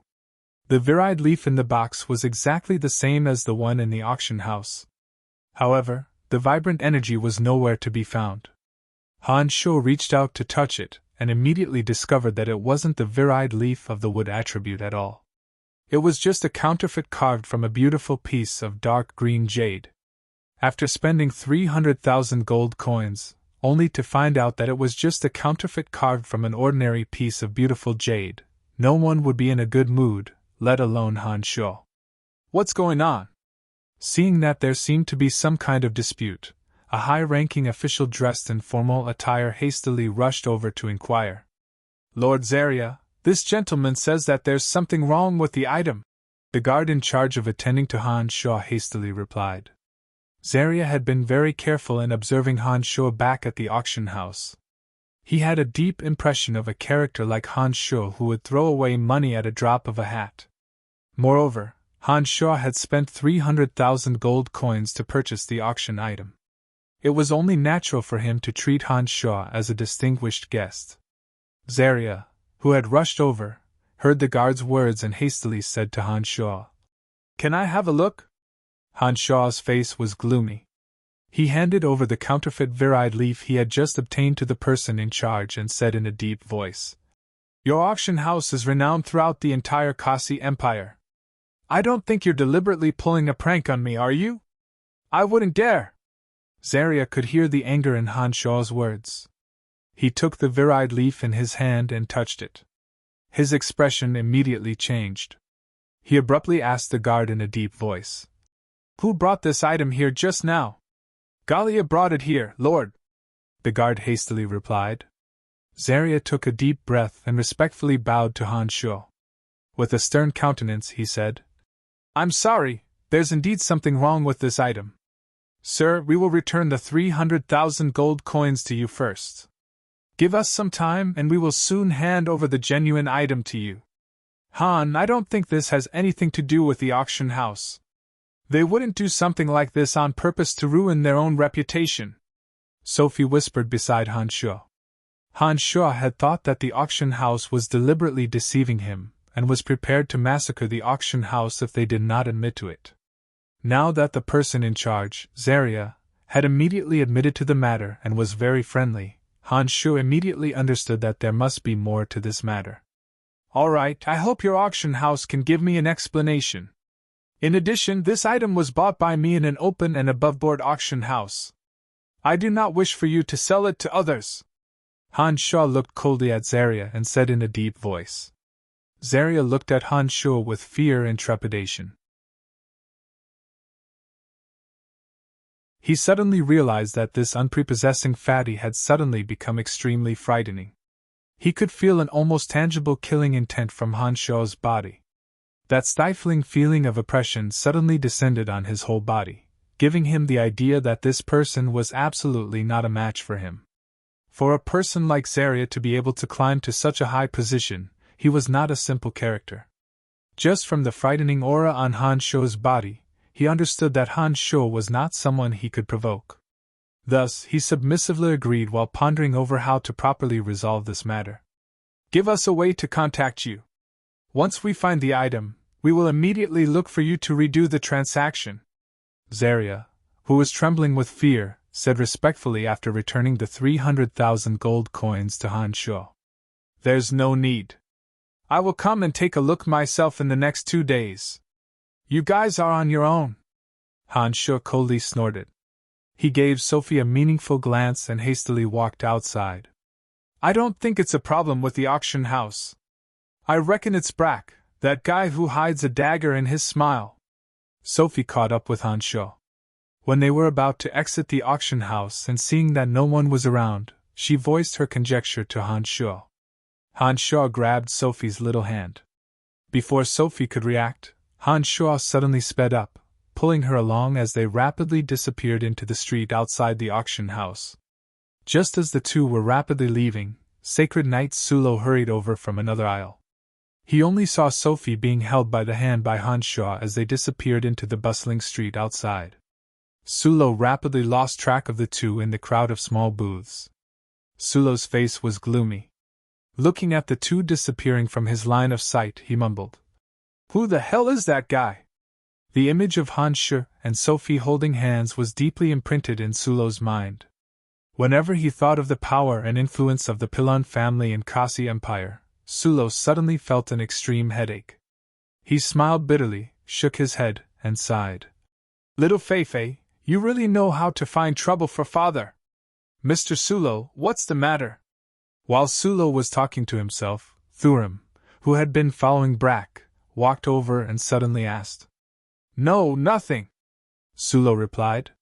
Seeing Brack walking over from behind Thurim with a smile on his face, carrying the treasures he obtained from the auction, not only did Sulo not feel the slightest bit happy, he instead began to worry for his entire family. Sulo understood Brack better than Sophie.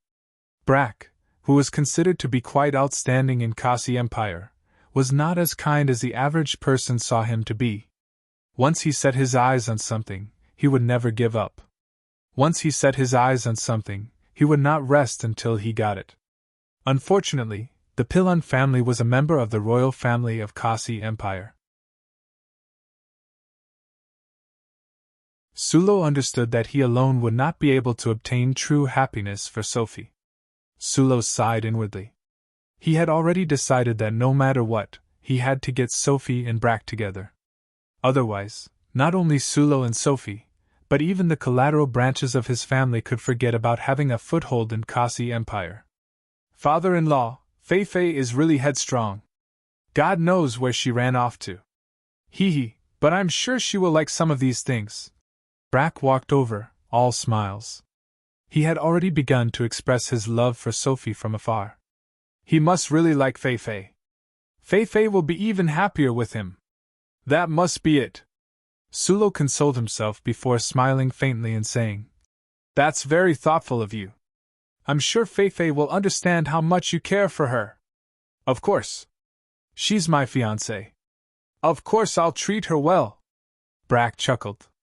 While Sulo and Brack were conversing, Han Shuo had already pulled Sophie into the endless stream of people.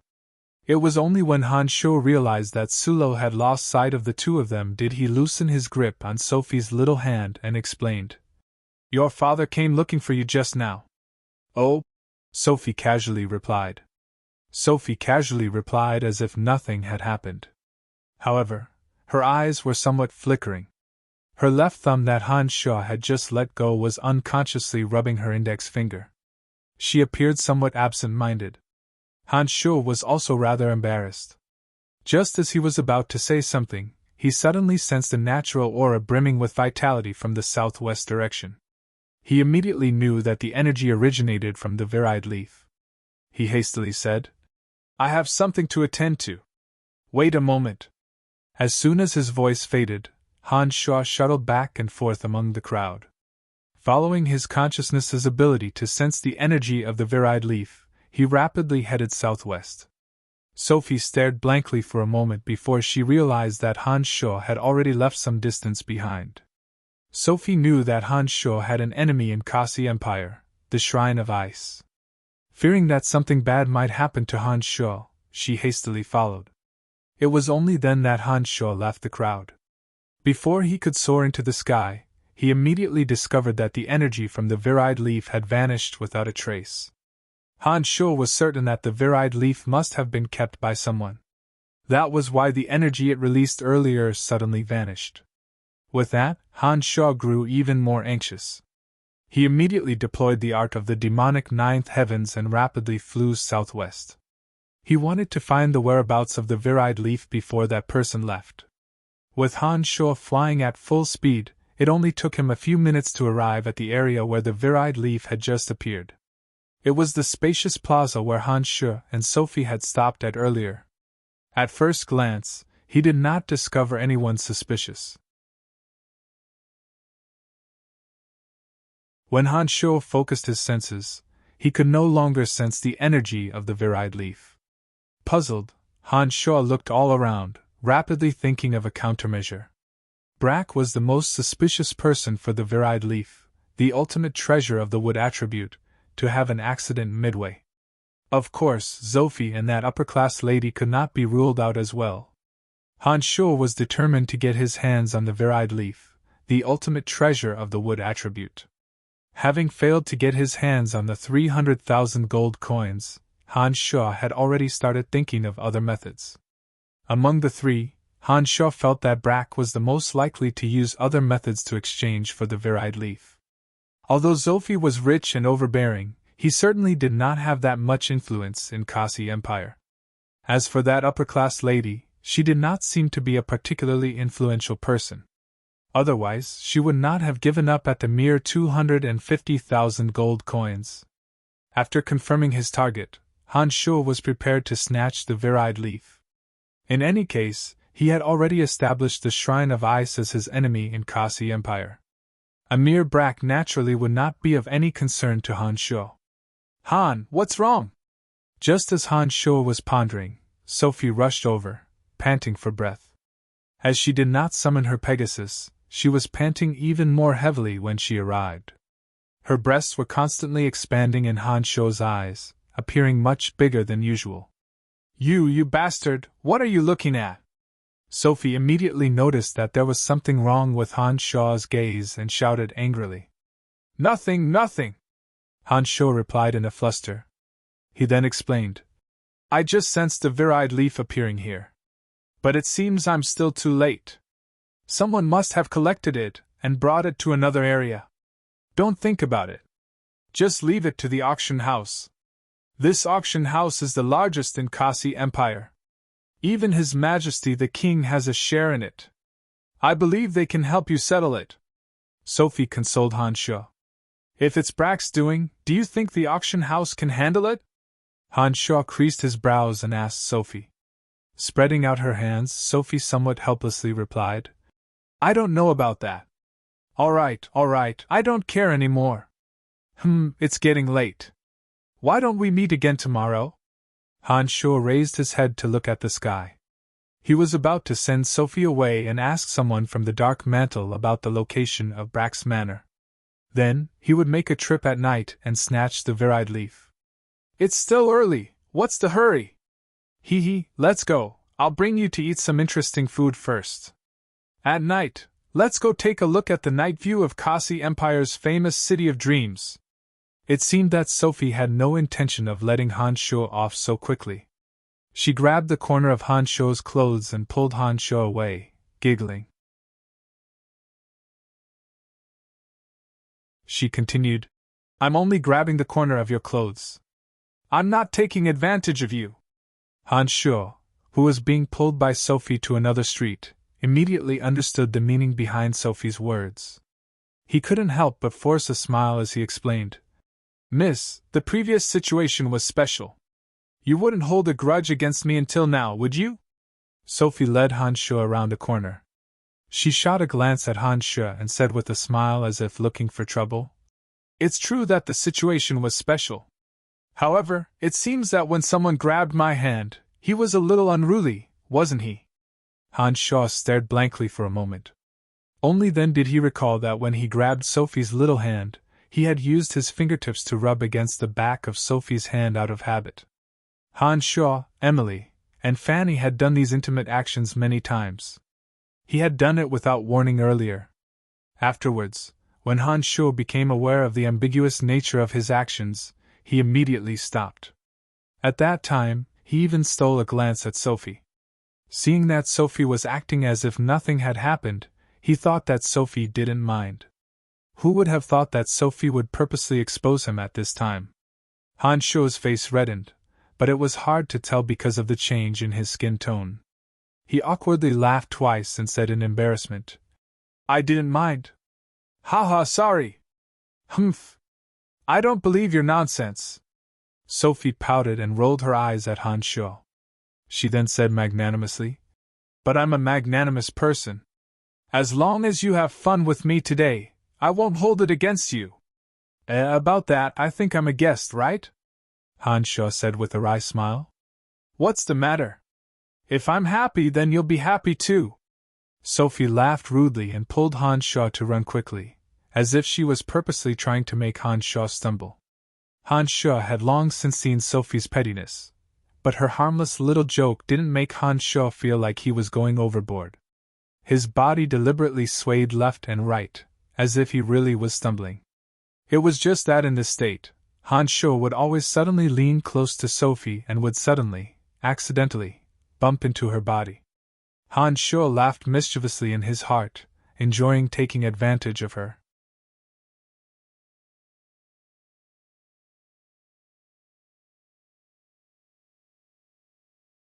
Chapter 493. Han Shuo had a good time that night. He first accompanied Sophie to eat some of Kasi Empire's famous delicacies, then went to the City of Dreams to enjoy the famous night scenery of Kasi Empire. Only when the night was half over did Sophie let Han Shuo off, perfectly contented. Using the excuse that she did not dare to go home to see her father, she asked for a room right next to Han Shuo's at the small inn, staying right next to Han Shuo for the time being. When Han Shuo discovered that Sophie had fallen asleep, he silently left through the window and headed for a dark mantle stronghold in Kasi Empire in the dead of the night. Given Han Shuo's current noble status, he was immediately treated with the utmost caution when he arrived at the dark mantle stronghold. From their mouths, Han Shuo quickly learned the address of Brack's Manor in Kasi Empire, as well as some unknown information about the auction house. Taking advantage of the dead of night, after obtaining the required information from the dark mantle stronghold, Han Shuo stealthily made his way to Brack's Manor. He was prepared to search for the Virid leaf and seize it, saving him an additional 300,000 gold coins. The manor occupied an enormous area. When Han Shuo arrived, he unfolded his consciousness and was able to sense which area had the most human traffic. After the Virid leaf was put away, it was rather difficult for Han Shuo to use his consciousness to sense it. This made Han Shuo ponder whether he should employ some special means. Contrary to Han Shuo's expectations, just as Han Shuo was hiding in the dark and preparing to make his move, he suddenly saw a few very familiar figures. Great Sword Master Gabriel and the former Griffin Legion's commander, Asher. Asher was originally the Lord of Valence City in Lancelot Empire. As the commander of the Griffin Legion, Asher once enjoyed a resounding reputation in Lancelot Empire. However, because Asher had greater ambitions, under the joint efforts of Han Shuo, Lawrence, and the Dark Mantle, evidence of his rebellion was found. After his rebellion failed, he had no choice but to flee from Lancelot Empire. Asher's two precious sons were once Han Shuo's greatest enemies. In the end, they successively died in the hands of Han Shuo. Asher, who had no descendants, was ultimately forced into a corner and came to Kasi Empire. Gabriel had once joined forces with the Rainbow Sickle mercenary band to almost injure Emily back in the Valley of Sunshine, but had escaped with heavy injuries. When the two arrived at Kasi Empire, they very quickly colluded with Bradley of Caesar City. One had to admit that Asher was indeed rather capable. Even in Kasi Empire, he was highly regarded by the House of Pilon, and was still doing very well. Brack's Manor seemed to be hosting some sort of private banquet, so it was only natural that Han Shuo would be able to see Gabriel and Asher here. It was just that he hadn't thought of them at the moment, so he was a little surprised to see them. After Asher and Gabriel entered the manor, Han Shuo saw some other dignitaries of Kasi Empire arriving in their luxurious carriages. That great merchant Sophie whom he met at the auction house today was clearly on the invitation list. Han Shuo had long noticed him chatting merrily and wittily inside. Even that upper-class lady who had previously bid for the varied leaf was among them. She was wearing a bright evening gown. Although she looked splendid and alluring, she had a frown on her face. Evidently, she had a very heavy heart. Han Shuo, who was observing from afar on someone else's roof, was pondering over where the varied leaf could possibly appear. His consciousness constantly lingered around the manor. Those who were most likely to vie for the varied leaf were all here. Han Shuo believed that the varied leaf must be in the manor. Suddenly, Han Shuo creased his brows. Then, he forced a smile and looked behind him, saying, "Why are you here? Hee, I've long noticed that you were absent-minded tonight. I knew you would definitely do something bad tonight, so I left some fragrance on your body. Then, I followed the scent and chased after you. Humph, you want to shake me off? No way!" Sophie, who was gliding over on her Pegasus, said with a complacent smile. Han Shuo stared blankly for a moment, then immediately reacted. Previously, when he was fooling around with Sophie, he had taken the opportunity to lean against Sophie. His body was stained with Sophie's delicate fragrance. Han Shuo thought it was a normal phenomenon and didn't pay much attention to it. He didn't expect that it was actually Sophie who did it on purpose. "Young miss, if you follow me, sooner or later you will suffer greatly," Han Shuo said helplessly. He really didn't know how to treat Sophie. "Even I'm not afraid, what are you afraid of?" Sophie let out a soft groan. Soon after, she said excitedly, "You suspect that the thing was taken away by Brack, so you came to investigate, right?" "Nope," Han Shuo replied.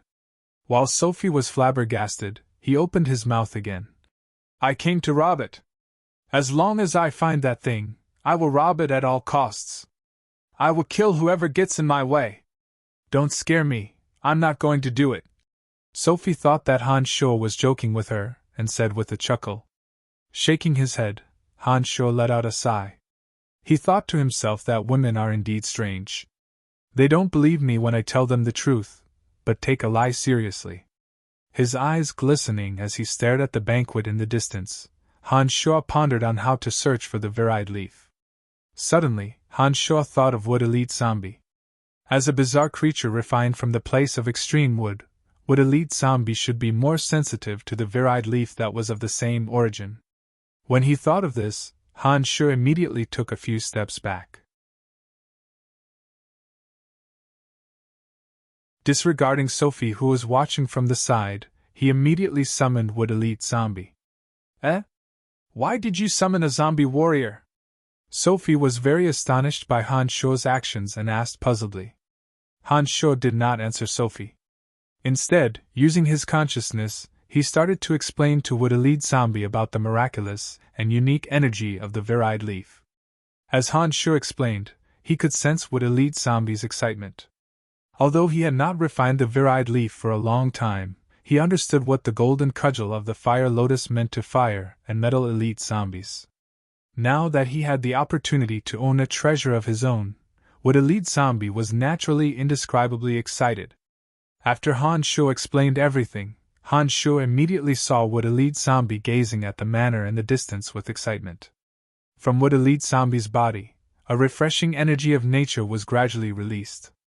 He seemed to be sensing the existence of the varied leaf through this method. "Eh?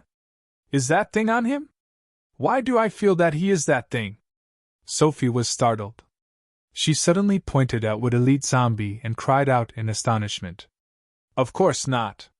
If that thing was on him, why would I come here?" Han Shuo retorted. Then, he explained, "That thing is very useful to him. The reason why I'm willing to purchase it at a high price is so that he can use it." "Give it to him? A zombie warrior? You are truly an interesting person."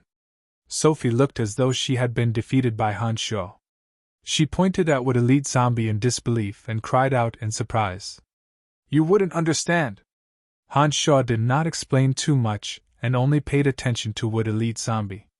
Under Wood Elite Zombie's manipulation, the plants around the manor swayed even though there was no wind.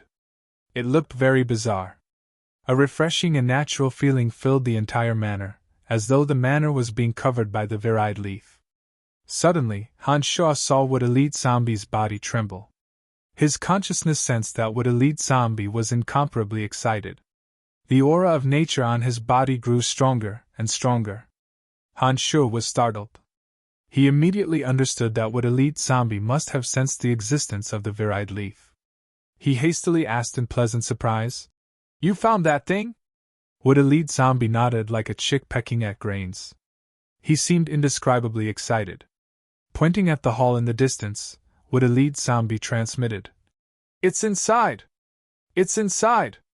Who is it on him? Point it out to me!" Han Shaw was immediately amazed. This soft shout was not communicated through his consciousness, but a genuine shout. Following this soft shout, Wood-Elite Zombie pointed at the great aristocrats gathered in the hall and hastily described to Han Shaw, That very fat, it's a fatty, he's inside the ring!" Sophie, who was at the side, watched as Han Shaw shouted at Wood-Elite Zombie. Then, Wood-Elite Zombie pointed at the people in the hall with an anxious face, as though he was describing something to Han Shaw. At this moment, Sophie was somewhat dumbstruck. She looked at Wood-Elite Zombie and Han Shaw in bewilderment, unable to figure out what was going on between this man and zombie. It was at this moment that the space ring on Sophie's finger, who was chatting cheerfully with an elegant and beautiful woman, suddenly exploded. Sophie's left hand was immediately blasted into a bloody mess. While Sophie was screaming miserably, the virid leaf slowly flew out from his space ring. Then, amidst Sophie's screams, it rapidly flew towards Wood-Elite Zombie at high speed. The aristocrats who were chatting and laughing in the hall heard Sophie's sudden scream. Each and every one of them focused their attention on Sophie. They could clearly see the bloody mess on Sophie's left hand, as well as the leaf-shaped virid leaf that was gradually flying out of the hall. Everyone in the hall was dumbfounded. Sophie, who was hiding in the dark, was dumbfounded. Even Han Shaw was dumbfounded. He had absolutely no idea how Wood-Elite Zombie did it. "Ah! Catch it, catch it!" Sophie screamed miserably. He hastily pointed at the slowly flying virid leaf with his right hand and shouted. In the hall, Brack's complexion slightly changed. Before he could instruct his subordinates to act, that upper-class woman who once participated in the auction had already dashed out.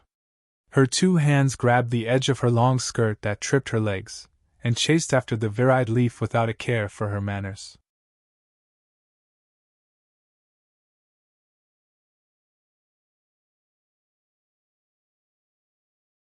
Chapter 494. The strange changes happening to Sophie's body attracted the attention of all the guests in the hall. The sudden pursuit of the virid leaf by that upper-class woman who participated in the auction house's auction was even more astonishing to everyone.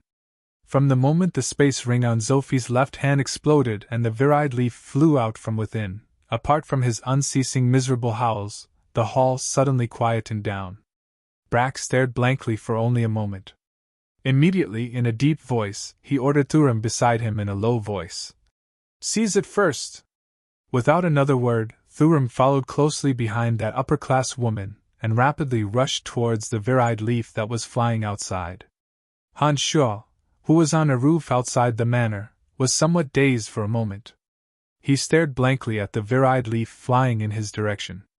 The gazes of everyone in the manor were cast in their direction. Without even thinking, Han Shaw knew that he and Sophie must have been exposed. "What's going on?"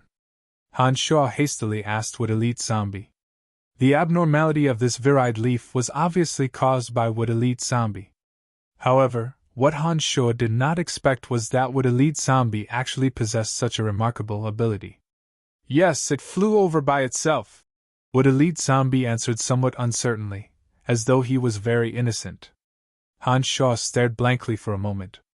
Soon after, he recalled the legend of the 5 elemental treasures. In the account of the 5 elemental treasures left behind by Chu Kanglin, it was stated that the 5 elemental treasures and the 5 elite zombies had a miraculous telepathy. The 5 elemental treasures that were nurtured in the place of extreme 5 elements for millions of years not only possessed miraculous powers, but also possessed the remarkable ability to choose their own masters. As a treasure nurtured in the place of extreme wood, once the wood attribute treasure Virid Leaf sensed the aura of life of the same origin coming from Wood Elite Zombie, it would obviously regard Wood Elite Zombie as its most suitable master. It automatically broke free from the shackles of Zophie's space ring and flew towards the Wood Elite Zombie of its choice. This became its instinctive reaction. So that's how it is. Then let's hurry up and collect them!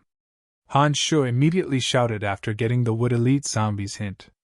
Right at this moment, the noblewoman and Thuram were about to catch up to the wood attribute treasure, the Virid Leaf. Moreover, the experts in the manor had also noticed the hiding place of Han Shu and Sophie. Some of them were already rapidly encircling them. The one leading them was an expert with a calm and unruffled expression. He was none other than Sophie's father, Sacred Knight Sulo. Sophie watched as her father Sulo approached, and the anxiety in her heart was reflected on her face. She fidgeted and said softly, "Hurry up, my father is coming!" Under Han Shu's command, Wood Elite Zombie was rather flustered. However, as the Virid Leaf had yet to acknowledge him as its master, Wood Elite Zombie was unable to control the Virid Leaf from such a distance. Han Shu and the other two could only watch as the noblewoman and Thuram gradually approached the Virid Leaf. However, when the Virid Leaf flew to the side of a large tree, a bizarre transformation suddenly occurred. With a sudden flash, the Virid Leaf bizarrely vanished into the large tree. By the time the noblewoman and Thuram arrived in front of the large tree, the Virid Leaf was nowhere to be seen. Thuram was stunned. He had no idea what was going on. He reached out and drew the long sword that he always carried. It seemed that he intended to destroy the large tree and dig out the Virid Leaf. No! At this moment, the noblewoman suddenly extended her hand to stop Thuram. Under Thuram's astonished and puzzled gaze, the noblewoman quickly took out a magic staff that was intertwined like tree roots and started chanting an incantation in a low voice. As the noblewoman chanted, the large tree in front of her began to tremble, as though it had come to life. Its branches extended like the tentacles of an octopus. A bizarre energy instantly filled the large tree, causing it to move. "She's a druid!" Suddenly, a cry of surprise came from the crowd. It was only at this moment that the crowd discovered the true identity of the noblewoman. The druids of the druidic order rarely left the great forest. This noblewoman possessed the mysterious energy of nature, yet she appeared at a gathering of celebrities dressed in a luxurious gown. It was obviously very rare. Therefore, the crowd only discovered her identity after she made her move. After the crowd discovered that she was a druid, their gazes towards the noblewoman were filled with even more amazement. After the noblewoman chanted a string of incantations, the large tree gradually stopped shaking and returned to normal. "Sigh!" The noblewoman softly sighed, shook her head, and said in a very dispirited manner, "It seems that the druidic order can't retract the hand of goddess." While the noblewoman was sighing helplessly, Wood Elite Zombie, on the other hand, was lightly trembling with excitement. The Virid Leaf that had vanished from the large tree had somehow appeared in Wood Elite Zombie's palm. Wood Elite Zombie held the wood attribute treasure Virid Leaf in his palms with both hands, appearing extremely precious. "Father, I've got it too, I've got it!" Wood Elite Zombie excitedly repeated these few words. "Who's there?" Sacred Knight Sorrow, who had yet to arrive, had already shouted from afar. His momentum was rather astonishing. "Hurry up and leave!" Sophie urged Han Shu as she turned around. It seemed that she was ready to slip away. Now that the Virid Leaf was in his hands, there was no need for Han Shu to stay here any longer. Disregarding Wood Elite Zombie's indescribable excitement, Han Shu chanted a necromancy incantation and sent Wood Elite Zombie back to the netherworld. Just as Han Shu was about to soar into the sky and leave, he discovered that Sulo had already crossed a great distance and was rushing over. Sulo was about to shout for Han Shu and Sophie to stop when he suddenly saw the spotlessly white Pegasus. Sulo was immediately silenced. His eyes widened as he looked at Han Shu and Sophie, forcibly stopping himself from shouting. Fei, what the hell are you doing? Who is this person? Sulo's originally loud shout suddenly turned into an extremely low, angry rebuke. Before Sophie and Han Shuo could open their mouths, Sulo's expression changed and he immediately shouted. No matter what, leave this place first. I'll settle the score with you later. I'm sorry, father, Sophie answered with a bitter face. Seeing that the others in the manor were about to arrive, she tugged at Han Shuo and said, Let's go! My apologies! Han Shuo took the time to salute Sulo and quickly followed behind Sophie. After returning to the small hotel, Han Shuo was in a good mood. He wasn't the least bit worried about what had happened in Brack Manor. There was no reason for Han Shuo to be unhappy that he didn't have to spend 300,000 gold coins to obtain the Viride leaf. No one in Brack Manor, including Sulo, was of any concern to Han Shuo. Therefore, even when Sulo saw him and Sophie together, Han Shuo wasn't worried in the slightest. In contrast to Han Shuo, Sophie had a distressed expression the moment she returned. She kept nagging about what she should do. Han Shuo tried every possible way to persuade Sophie for a while before she finally returned to her room to sleep, somewhat vexed. There were still 2 more days until the auction. From the Dark Mantle's information, there really were many priceless treasures up for auction this time. Especially on the last day, it was said that there were even some extremely rare materials. The Dark Mantle wasn't able to find out exactly what those materials were, but Han Shuo was already looking forward to the auction items on the 3rd day. Seeing that it was still early, Han Shuo once again took out Gilbert's soul depository ring, which contained the Dark Dragon, and chatted with Gilbert for a while. The main reason for doing so was to maintain the liveliness of Gilbert's soul, lest he was contaminated with too much of a lifeless aura. In the future, when he rebuilt his physical body, it would be difficult for him to recover his original spirit. Seeing that it was still early, Han Shuo once again took out Gilbert's soul depository ring, which contained the Dark Dragon, and chatted with Gilbert for a while. The main reason he did so was to maintain the liveliness of Gilbert's soul, lest he was contaminated with too much lifeless aura. In the future, when he rebuilt his physical body, it would be difficult for him to recover his original spirit. While Gilbert continued his cultivation, Han Shuo once again began to diligently study the abstruse books on necromancy magic. Han Shuo had always believed that the reason he had yet to master the boundary of aging was because his understanding of the essence of necromancy magic was insufficient. He believed that after accumulating knowledge to a certain level, he would certainly make a leap in necromancy magic. Han Shuo was startled. He immediately understood that the 6-horned tribal king of the soul race had once again established a connection with him. It seemed that after such a long time, the 6-horned tribal king of the soul race must have recovered from the injuries he sustained during his battle with the saintess of the Church of Light. After a moment of astonishment, Han Shuo began to feel excited. Han Shuo, who could conceal his consciousness, was no longer afraid of the threat of the 6-horned tribal king. Han Shuo was certain that if Statholm the old monster and Tiana had yet to fuse their souls with the origin crystal, the 6-horned tribal king would certainly have sensed the presence of the other two. Previously, Han Shuo had been regretting his failure to bring the 6-horned tribal king to the Shrine of Ice. Now that the threat of the 6-horned tribal king had been revealed, Han Shuo began to feel excited instead.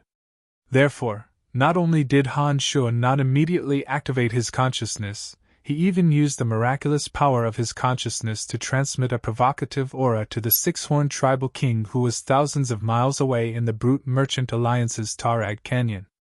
The aura contained Han Shuo's contempt and disdain for him. As expected, as soon as Han Shuo transmitted his provocative aura, he immediately sensed the 6-horned tribal king's wrath and boundless killing intent. What made Han Shuo even more delighted was that he discovered that the 6-horned tribal king's position had already begun to move towards his location.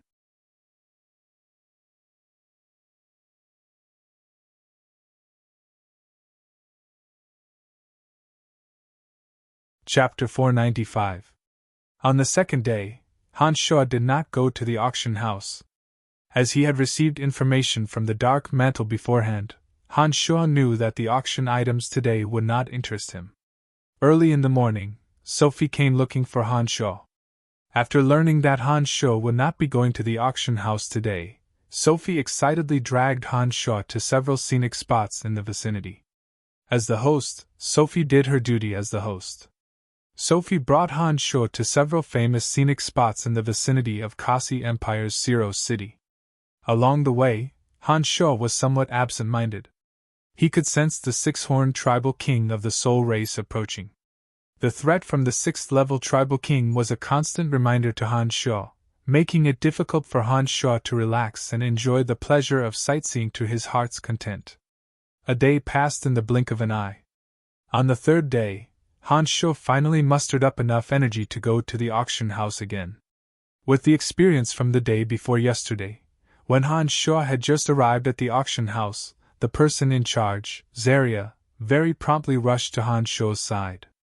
He said to Han Shuo apologetically, "I'm very sorry, we have yet to find the item. Please give us a little more time." Having obtained the virile leaf, Han Shuo very magnanimously nodded and said, "No problem. Thank you. We will definitely find the item as soon as possible." Zaria appeared very embarrassed. He beckoned to the guards and instructed, "Entertain our honored guests well." With the magnificent feat of bidding for 300,000 gold coins the day before yesterday, the way these people looked at Han Shuo today was obviously different. After the auction began, Han Shuo did not say much. He merely released his consciousness and inspected some of the people in the auction house. Soon after, he focused his attention on the auction items. Han Shuo was not interested in the first few auction items. Han Shuo sat there in silence, and did not make a move, merely waiting for the best quality materials that might appear later on. "Mister, may I sit by your side?" At this moment, the noblewoman who had appeared at Brack's banquet suddenly walked up to Han Shuo. She stopped in front of Han Shuo and gracefully asked, "Oh, of course," Han Shuo replied casually. He glanced at the noblewoman and was a little surprised. He didn't know what this woman wanted to do. Yesterday at Brack's banquet, Han Shuo learned that she was a druid. In Kasi Empire, the Shrine of Ice reigned supreme. Very few other religious organizations would come and go, and the members of the Druidic Order were even rarer. Han Shuo had dealings with Caspian, the great druid of the Druidic Order. He knew that the doctrine of the Druidic Order was to yearn for a natural and harmonious life. Among them, true great druids rarely came and went in the flourishing human society. Even if they preached the doctrine of the Druidic Order in human society, they would do so in the areas with lush vegetation.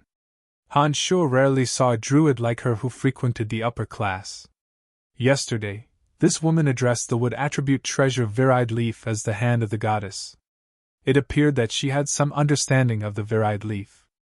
The Druidic Order revered nature, and the wood attribute treasure could make plants of the wood attribute exuberant with vitality. It also possessed some wonderful miraculous effects. This woman regarded the virile leaf as the hand of the goddess of nature, which was rather interesting. "My name is Lillian, a druid of the Druidic Order." She introduced herself to Han Shuo after sitting down. Han Shuo nodded at her with a faint smile, and did not say much. This woman named Lillian must have come for something. Based on Han Shuo's observation of her, what she wanted to say must have something to do with the virile leaf. "I hope you can sell me the hand of the goddess of nature. The hand of the goddess belongs to the Druidic Order. I hope you can fulfill our wish," Lillian said in a low voice as her eyes focused on Han Shuo. This woman appeared to be around 30 years of age. She had a fair face and a graceful figure. Her looks were not particularly outstanding, and could barely be described as elegant. However, there was a kind of dignified and reserved demeanor that only a true upper-class lady possessed. When this kind of temperament was put on her, it made her, who originally did not have outstanding looks, have a different kind of attractiveness. Han Shuo's eyes swept across Lillian's body and said with a faint smile, "You know, that thing is not in my hands. I'm very sorry." Lillian's bright eyes looked at Han Shuo.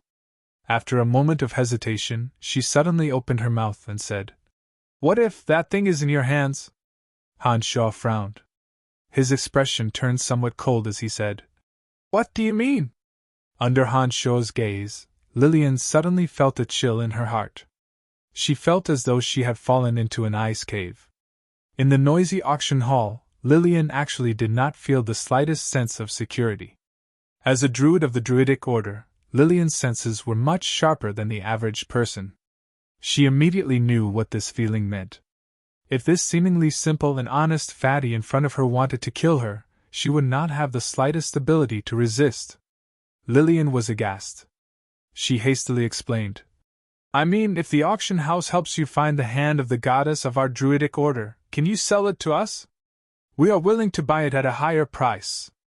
At this time, Sophie, who was standing beside Han Shaw, tugged at the corner of his clothes. It seemed that Sophie had also sensed the murderous aura coming from Han Shaw. That was why she had reminded Han Shaw of the current situation. The coldness on his face receded.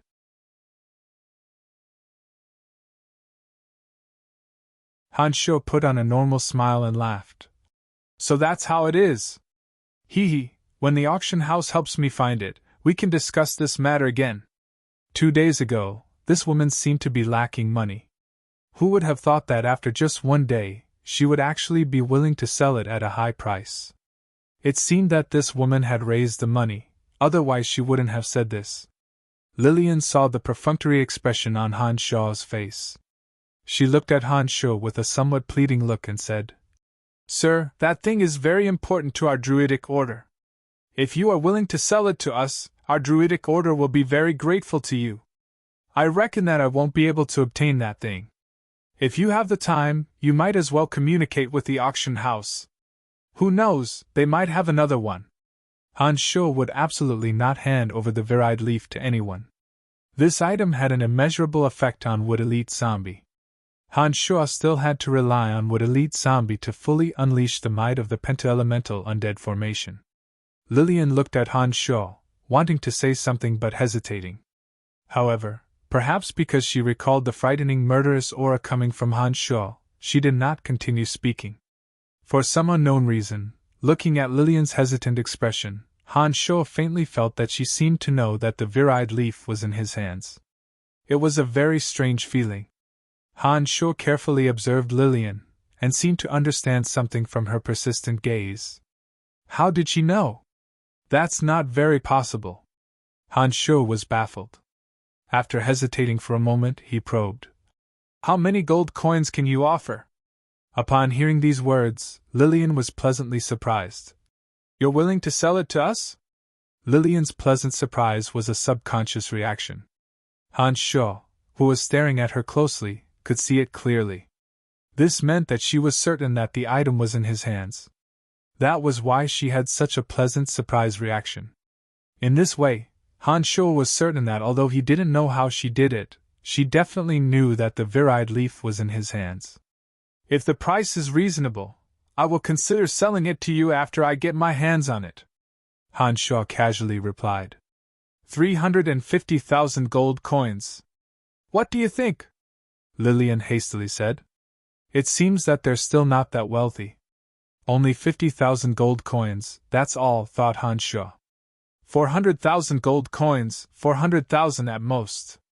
"I beg you, that's all we can offer." Seeing that Han Shaw didn't respond, Lillian thought that Han Shaw wasn't satisfied with the price of 350,000 gold coins. She said to Han Shaw in a nearly pleading manner, "If it weren't for the fact that the virid leaf was really important to Wood Elite Zombie, Han Shaw might have agreed to it. The price is pretty good. I will consider it." Han Shaw helplessly sighed in his heart, and replied to Lillian with a courteous smile. "The brain-eating magical beast is a very strange magical beast. It doesn't have a magical crystal core and survives by eating the brains of humans and magical beasts. It is said that it can only be found in the depths of the easternmost sea of Profound Continent. It is extremely difficult to capture.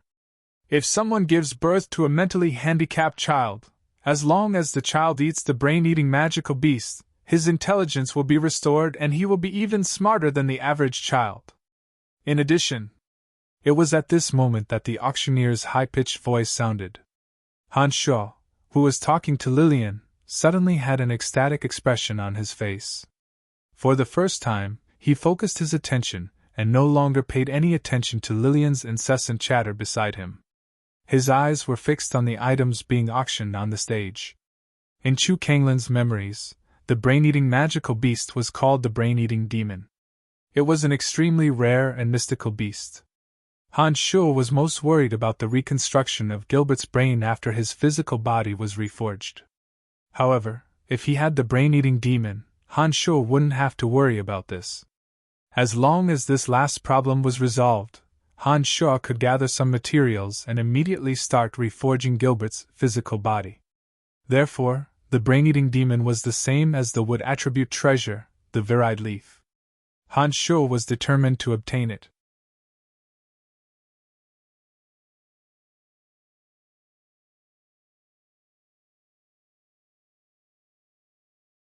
Chapter 496.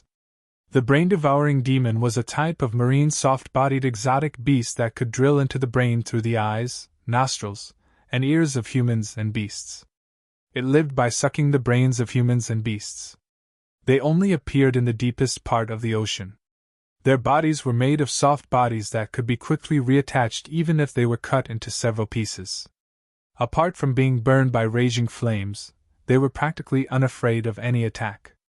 And in the depths of the ocean, it was extremely difficult for an average person to harm them with raging flames. According to Han Shuo's knowledge, the brain-devouring demon was a rare exotic beast that had many uses. It could be used as medicine to refine intelligence pills, it could be used to reattach severed limbs, and by using demonic arts and a few special materials, it could be refined into a sound-quality demonic weapon that could shatter the brains of humans and beasts. Of course, the most miraculous thing was its ability to repair the brains of humans and beasts. Perhaps because the brain-devouring demon consumed the brains of humans and beasts, its body had a miraculous ability to repair the human brain. For a demonic arts cultivator like Han Shuo, he could make use of the miraculous effects of the brain-devouring demon's body to recreate an exact replica of himself according to his own brain. In this way, even if his brain was shattered in battle, as long as his consciousness did not disperse, he could use the brain refined by the brain-devouring demon to replace it. He could still live a carefree and happy life. In order to reconstruct Gilbert's fleshly body, Han Shuo's biggest headache was the reconstruction of Gilbert's brain. The brain-devouring demon was one of those rare exotic beasts that could only be chanced upon and not sought after. Han Shuo had never thought that he would be able to obtain one. He had even made plans to use other materials to replace Gilbert's brain structure. Little did he expect that he would be able to see such a treasure in the auction house. Therefore, when the auctioneer shrieked and explained the miraculous effects of the brain-devouring demon, Han Shuo was so excited that he no longer cared about Lillian's obsession with the virid leaf. The brain-devouring demon, the base price is 10,000 gold coins. The highest bidder wins. After a series of shouts, the auctioneer announced the start of the auction in an impassioned tone. It seemed like there were quite a few people who knew their stuff. Just as the auctioneer's shriek ended, rows of eye-catching red bidding lights on the second and third floor began to light up one after another. In a few VIP rooms, there were even uncontrollable gasps from excitement. Evidently, some people were very obsessed with this auction item.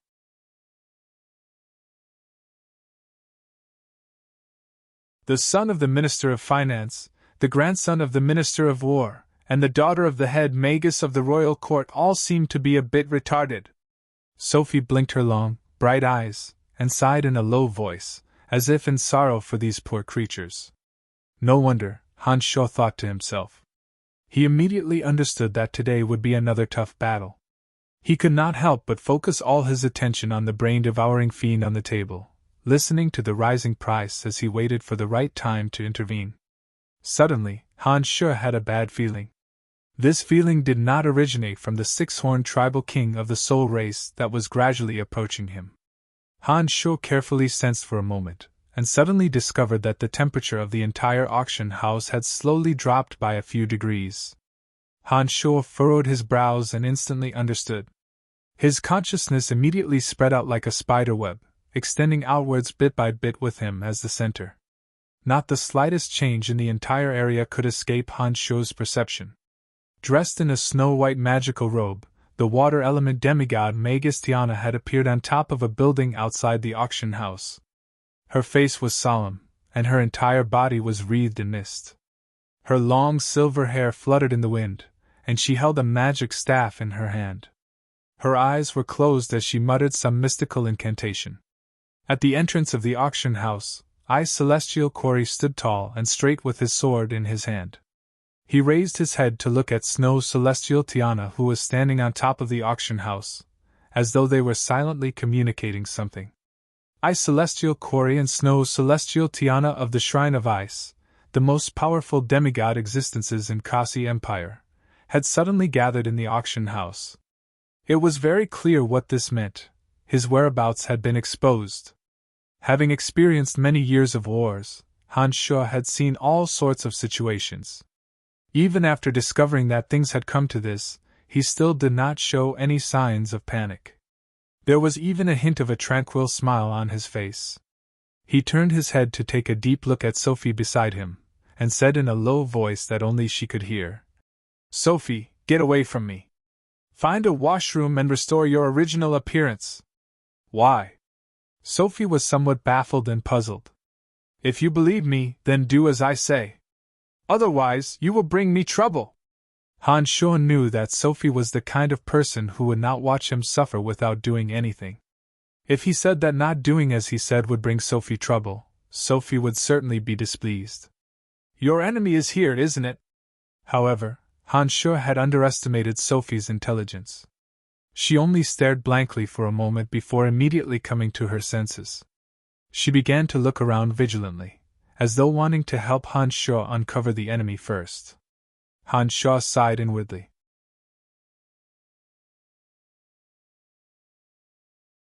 He knew that if he did not employ some special means, Sophie would not be easily dismissed. Just as the crowd continued to raise the price for the brain-devourer demon, Han Shuo, who had been sitting there quietly all along, suddenly stood up. "Eh? Friend number 83, you haven't made a move yet today. What's up? Are you planning to make a move?" shouted the auctioneer when he saw Han Shuo suddenly stand up. He thought that Han Shuo could no longer restrain himself, and had finally made a move. He was even more excited than Han Shuo. The auctioneer had already witnessed Han Shuo's boldness the day before yesterday. He had presided over several auctions and had rarely seen a character who would raise the price by more than 50,000 gold coins every time. Therefore, after Han Shuo had appeared today, the auctioneer had been secretly observing Han Shuo. He was the first to discover that Han Shuo had just stood up. Moreover, he had even shouted in his unique voice, "Yes, I'm planning to make a move." Han Shuo smiled faintly. His smile was somewhat strange and evil. The auctioneer laughed heartily. Just as he was about to say a few words to liven up the atmosphere, his expression suddenly stiffened. He looked at Han Shuo, unable to react in time. What are you doing?" Under the attentive gazes of the crowd, Han Shuo, with a speed that did not match his body size at all, crossed the air and landed on the platform at lightning speed. Before the crowd could react, the brain-devouring imp that was stored in a special container was already in Han Shuo's hand. Han Shuo fiddled with it for a moment, nodded his head, and immediately stored the brain-devourer demon into his space ring. It was as if the brain-devourer demon was something that had fallen to the ground in his house, and he casually picked it up. It was unspeakably natural. "This is against the rules, this is completely against the rules." Suddenly, flustered and exasperated shouts came from the second and third floors. Those fellows whose sons and grandsons were mentally retarded also started to make a ruckus as if they were retarded. "How many gold coins have you bid for?" Facing the gazes of everyone on and off the stage, Han Shuo asked the auctioneer with a wondrous smile on his face. "Friend, no matter how many gold coins you have, isn't doing this a little too unorthodox?" On the third floor, Brack was standing by the window. His expression was clearly displeased, but his tone was still somewhat restrained. This was the credit of his many years of aristocratic education. Raising his head to look at Brack on the third floor, his condescending manner made Han Shuo very unhappy. Therefore, Han Shuo stuck out his big belly, revealed a silly smile, and said to Brack in an uncourteous manner, "None of your business!" The audience was in an uproar. Compared to Han Shuo's bold and unrestrained bidding the last time, the uproar this time was even more fervent.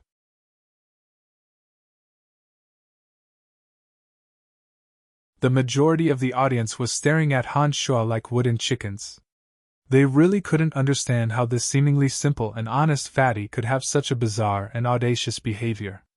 Watching Han Shuo's unconventional performance from below the stage, Sophie simply didn't know what to do. She looked at Brack's unsightly face of disbelief, and then looked at the insufferably arrogant Han Shuo. At this moment, Sophie was both carefree and worried. Throughout his life, Brack had never been so humiliated in public. As a core descendant of the Pilon royal family, everyone would deliberately fawn over Brack when they saw him. Even the most boorish commoners and bandits would conceal their usual boorishness. Unexpectedly, truly unexpectedly, in this auction house where celebrities congregate, a simple and honest fatty of unknown origin would actually say, "None of your business," to him in front of everyone. Brack's usual elegance and gentleness had vanished without a trace. Even his disguise of hiding a dagger behind a smile had been torn apart. With an ashen face, he pointed at Han Shuo and said with a somewhat trembling voice, What did you say? Say it again if you have the guts. None of your business. None of your business. None of your business. Han Shuo very cooperatively repeated 3 times in a row. Soon after, he extended 3 fingers and added, 3 times. The auctioneer looked at Brack with trepidation and hastily said in a loud voice, Mister, although it was because of us that something went wrong with your item the day before yesterday, you still can't do this today. Thuram, get rid of him for me. No matter who he is, anyone who offends the House of Pilon is a capital offense. Brack could no longer hold back his anger. With his body trembling, he pointed at Han Shuo and ordered the bodyguards beside him to kill. Yes, young master! Without another word, Thuram raised a long sword in his hand and leaped down from the 3rd floor. Silver fighting aura overflowed from him, making him look extremely splendid and beautiful. However, before Thuram could slash down with his sword, Han Shuo, who was all smiles as he raised his head and looked at Brack, blasted his fist upwards from the platform. A streak of red light flashed and collided with the silver fighting aura that was slashing down. A burst of concentrated sounds of metal clashing instantly erupted. Thuram and the long sword in his hand flew high up from the bombardment of the red light, shooting straight towards Brack's room on the 3rd floor. The speed at which Thuram was flying upwards was even faster than when he was descending. Just as Brack was about to be hit by Thuram, a figure suddenly appeared and hastily reached out to catch Thuram, lest Thuram hurt Brack. The person who suddenly reached out to catch Thuram was naturally Sophie's father, Sulo.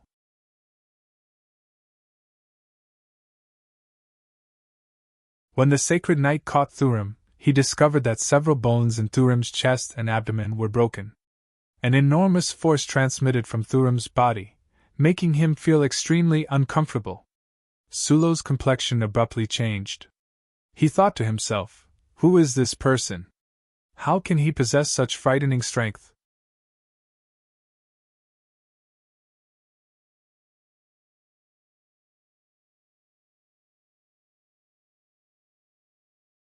Chapter 497. How many gold coins? Asked Han Shuo again as he looked at the auctioneer under everyone's astonished gazes.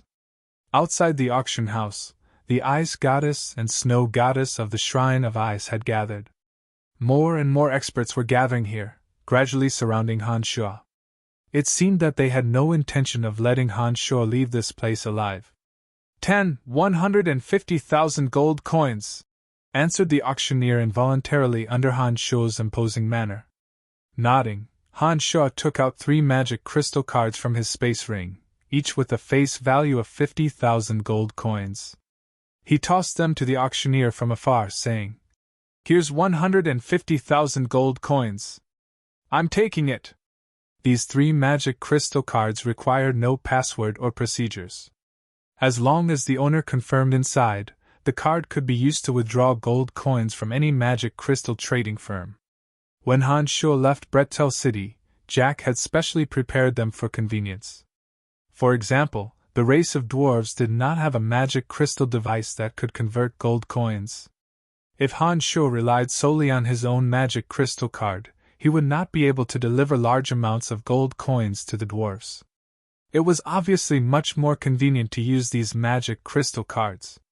But, the auctioneer obviously knew that the true value of the brain-devouring demon could be even higher.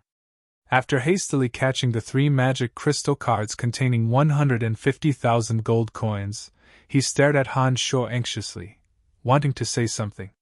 "It's about time." Han Shuo snorted lightly. Soon after, he cast a glance at Sophie in the hall, hinting her to leave as soon as possible to avoid trouble.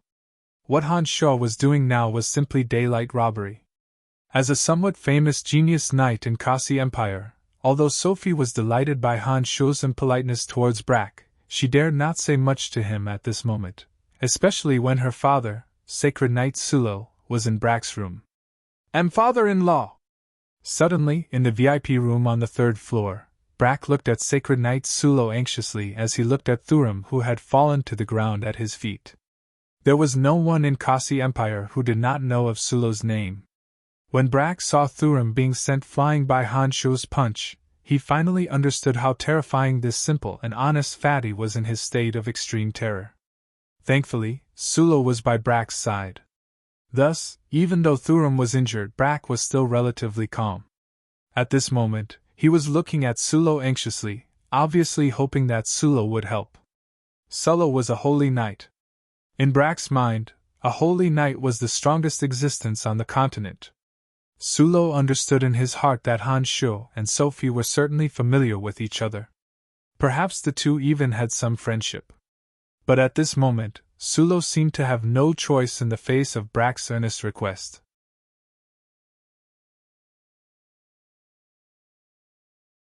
Hence, under Brack's earnest request, Sulo nodded with a heavy expression. "Mister, you have broken the rules of the auction house. I hope you can hand over the item and participate in the auction in the normal way," Sulo said as he stood by the window and looked at Han Shuo with a solemn expression.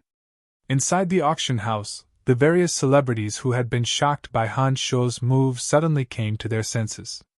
Among these people, some had seen Sacred Knight Sulo before. Now that they heard Sacred Knight Sulo's voice, they were even more astonished and started a clamor of discussion.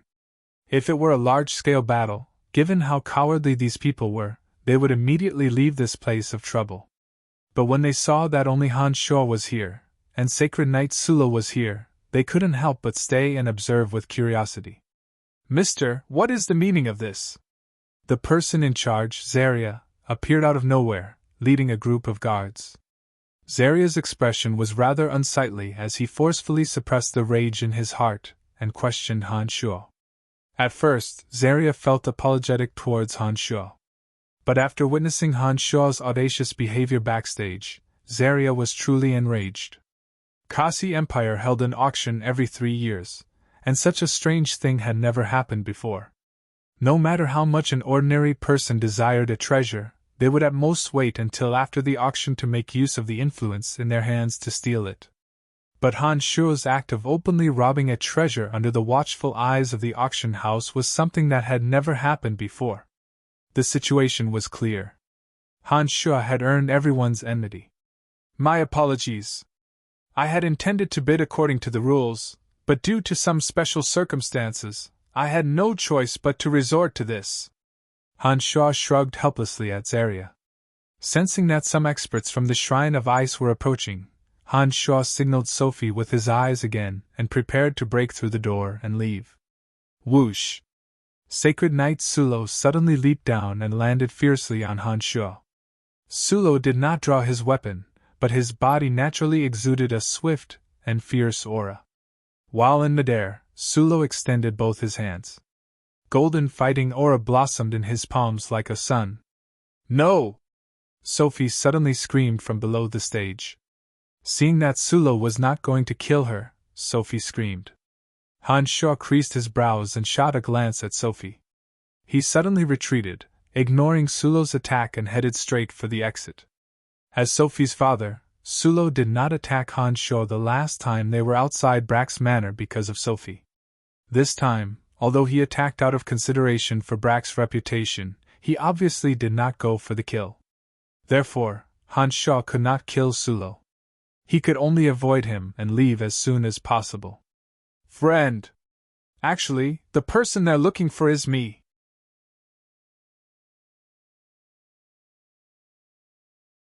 Just as Hanshaw was about to kick open the stone wall of the auction house and seize the opportunity to leave, an old man in his twilight years suddenly spoke not far behind Hanshaw.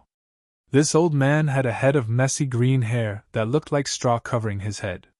He looked like he had lived for a very long time. The years had left deep scars on his face. Ever since Hanshaw arrived at the auction house, he had been observing every single person in the auction house. Hanshaw had naturally taken note of this old man as well. It was just that when he first observed this old man, Hanshaw did not pay much attention to him because he did not sense any extraordinary aura from this old man. However, just as Hanshaw was about to leave before the Shrine of Ice was completely set up, the old man's words gave Hanshaw a strange feeling as though he was bathing in a spring breeze. When Hanshaw was startled, he unfolded his consciousness and focused all of it on this old man. He suddenly discovered that under the old man's outer appearance that seemed as though it could sink into the earth at any moment, there was actually a vigorous life force. Within the old man's body, Hanshaw felt the power of a vast green forest. This power was full of exuberant life force, more than 10 times greater than that of Sacred Knight Sulo, who was walking over at high speed. Hanshaw understood that the more powerful an existence was, the stronger their life force would be. For this old man to possess such a tremendous life force, and to be able to conceal himself from Hanshaw's consciousness at the very beginning, it meant that he was at least as strong as Hanshaw. Otherwise, Hanshaw would have sensed him. This discovery gave Hanshaw a shock. Soon after, he understood the meaning behind the old man's words. He looked at the old man in astonishment and said, "You're saying that those from the Shrine of Ice outside are after you?" The old man nodded and smiled bitterly. "That's right, it's me." Crack. It was at this moment that a crisp sound was heard from the top of the auction house. The crowd raised their heads in alarm, only to see an enormous hole split open at the top of the auction house. A woman shrouded in a thin layer of mist slowly descended from above. At the same time, the doors of the auction house suddenly opened. Those from the Shrine of Ice, led by Ice Celestial Corey, walked in with grave and stern expressions. "Master Kelly, why didn't you gather with your old friends after coming to Kasi Empire? That's too disrespectful." Ice Celestial Corey laughed heartily as soon as he walked in from outside. Hanshaw took a look at him. Although Ice Celestial Corey was laughing cheerfully, he looked haggard and had a gloomy complexion. It seemed that Corey hadn't been having a good time recently. It made sense.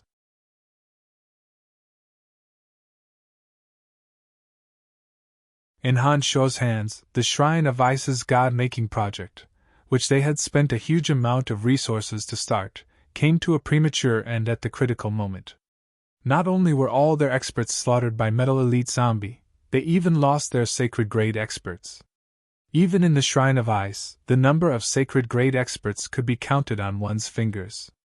The death of every sacred grade expert would cause immeasurable losses to the Shrine of Ice. As the supreme leader of the Shrine of Ice, Ice Celestial Corey could only watch helplessly as the strength of the Shrine of Ice not only failed to increase, but was instead weakened bit by bit. It would be strange if he could be happy. As expected, he really wasn't looking for me. Hanshaw was astonished. Then, he discovered that Ice Celestial Corey's gaze had never once landed on him. It seemed that Ice Celestial Corey actually couldn't recognize him without changing his appearance. "Sage, what should we do?" Druid Lillian, who had been chattering incessantly beside Han Shuo, actually came before that old man at this moment and asked respectfully. After hearing Lillian's explanation, Han Shuo suddenly came to a realization. When he looked at this old man again and sensed the vigorous energy within his aged body, he immediately understood that this old man should be a big shot of the Druidic Order. As for why such a big shot would appear in this auction house, Han Shuo also vaguely understood. It seemed that he was here for the so-called Hand of Goddess of the Druidic Order.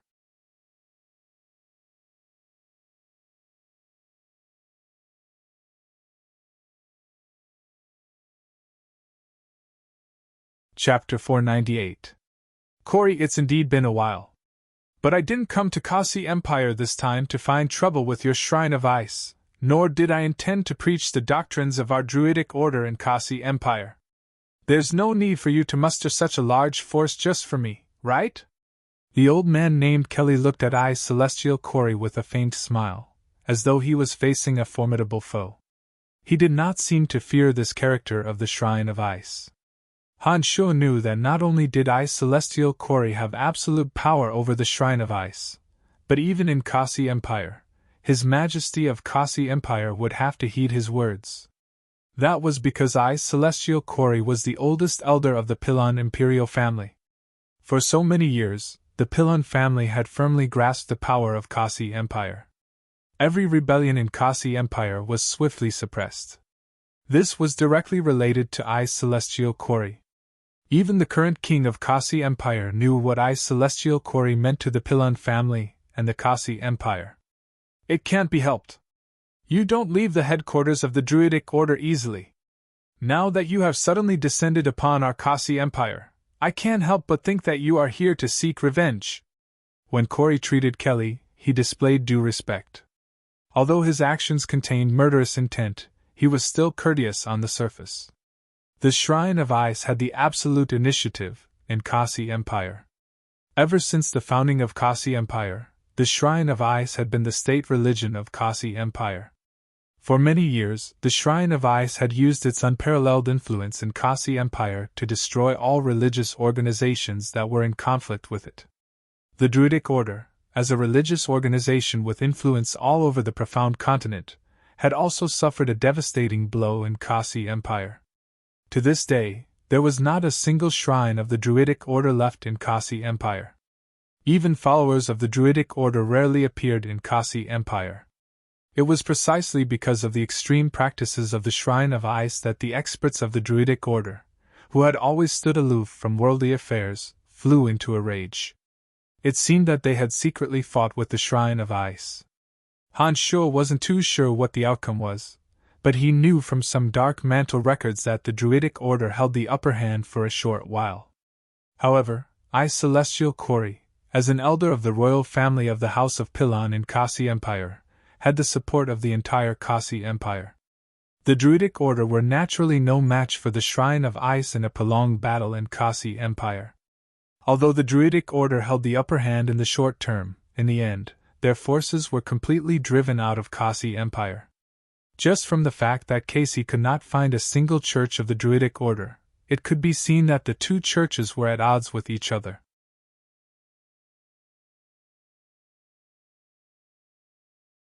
This time, the arrival of the Druidic Order's Kelly, who possessed at least demigod strength, was clearly noticed by I Celestial Corey and immediately snuck over. Citizens of Kasi Empire, please leave the auction house immediately. The rest of today's auction program can be rescheduled. Suddenly, Snow Celestial Tiana, who had been standing at the top of the auction house, gently called out. Inside the auction house, the noisy chatter abruptly quietened down after the representatives of the Shrine of Ice appeared. When they heard Corey's words, they gradually understood some clues.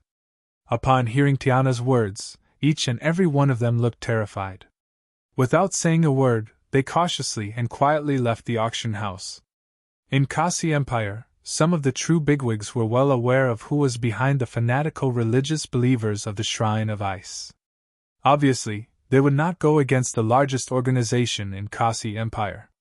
Some minor nobles who did not understand the identity of the Shrine of Ice and I Celestial Corey, who could not even afford to provoke the shrine of ice on the surface, naturally left obediently. Moreover, the situation inside the auction house was completely different from before. Just now, it was only Han Sha who made the first move. With Sacred Knight Sulo here, in addition to the fact that Han Sha had yet to truly go for the kill, they stayed behind with the attitude of watching a good show. However, when the fanatical religious believers of the Shrine of Ice appeared, they understood that today's matter was by no means as simple as it seemed. In particular, the grudge between the Shrine of Ice and the Druidic Order was something that everyone in Kasi Empire vaguely understood. Many nobles had once learned of the carnage these two religious organizations had stirred up in Kasi Empire many years ago. Therefore, when they discovered that today's matter was related to the long-standing grudge between the two churches, they immediately understood that there would be a bloody battle in this auction house. As people of high status, they naturally would not be exposed to unknown dangers at any time in this place. Therefore, the wisest choice was to run as far away as possible. The Druidic Order was a religion that believed in nature and valued life. They never advocated the indiscriminate killing of the innocent. Therefore, although Kelly and Lillian knew that Snow's celestial Tiana was doing this to deal with them without any misgivings, they did not make a move and use these people to threaten the Shrine of Ice. Old ancestor! Brack, who was on the third floor, had once been informed of the relationship between the Shrine of Ice and the House of Pillon by his father. He had even seen the magical image of Ice Celestial Kori.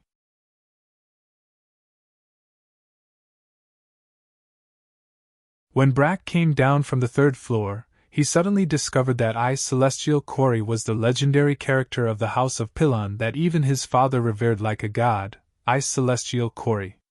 Although Ice Celestial Kori very rarely left the Shrine of Ice, he knew the members of the House of Pillon, and some personnel changes like the back of his hand. So much so that several of the most important personnel changes were personally ordered by him before the king of Kasi Empire carried them out. When Brack's cry of surprise rang out, Ice Celestial Kori was first taken aback. Soon after, he gave Brack a few glances and revealed a rare smile, saying, "You are little Brack, right? Haha, not bad, kid. Work hard." "Yes, old ancestor." "Old ancestor actually knows me?" Upon hearing Ice Celestial Kori's praise, Brack, who had always been gloomy, actually became uncontrollably excited. He looked at Ice Celestial Kori with excitement, practically forgetting who he was. Nodding, Ice Celestial Kori smiled and said, You should leave too. You don't have to stay in this place." If it were anyone else, even if it were the king of Kasi Empire or Brack's father who said those words to him, Brack might still be a little stubborn. However, when faced with the most legendary character of the House of Pillon, Brack did not put up the slightest resistance. He respectfully performed a family salute towards Kori, obediently uttered a yes, and obediently walked out. From beginning to end, both Kelly and Lillian of the Druidic Order helplessly looked at the Shrine of Ice's arrangements. Not a single one of them made a move to stop them, nor did they capture any hostage to threaten the Shrine of Ice. Such was the doctrine of the Druidic Order. They were not the kind of people who would resort to unscrupulous means to achieve their goals. Just like how Lillian knew that the hand of goddess of the Druidic Order was in Han Sha's hands, even though she thought that Han Sha was just an ordinary fatty, and that she had Kelly by her side, she still humbly pleaded with Han Sha, intending to use an open and above-board transaction to exchange for the hand of goddess in Han Sha's hands. She did not use Kelly's exceedingly formidable strength to threaten Han Sha. The Druidic Order was a truly pure religion on Profound Continent. They were kind, upright, and did not have too much ambition. They believed in nature and fairness. Han Sha observed for a moment. In addition to his previous contact with the great Druid Caspian, he naturally had a favorable impression of the Druidic Order. If not for the Virid leaf having such an immeasurable effect on Wood Elite Zombie, perhaps Han Sha really wouldn't have made things difficult for them. Sighing in his heart, Han Sha looked at Kelly, and then looked at Ice Celestial Kori, who was standing at the entrance, blocking the way. He suddenly came to a decision.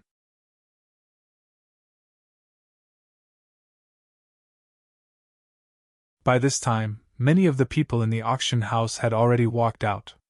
Even Brack, under the indication of his elder, celestial Corey, was making his way outside. When Sacred Knight Sulo discovered the arrival of celestial Corey, he greeted Sulo from afar. Soon after, taking advantage of the fact that no one was paying attention, he ferociously signaled Sophie, who was in disguise. The resoluteness in his eyes simply did not allow Sophie to refuse. Sophie understood from Sulo's gaze that Sulo was truly enraged this time. She understood her father's temperament all too well. She knew just how severe the consequences would be if she did not comply with Sulo's wishes under such circumstances. Therefore, as the crowd surged outside, Sophie stealthily shot a meaningful glance at Han Shuo.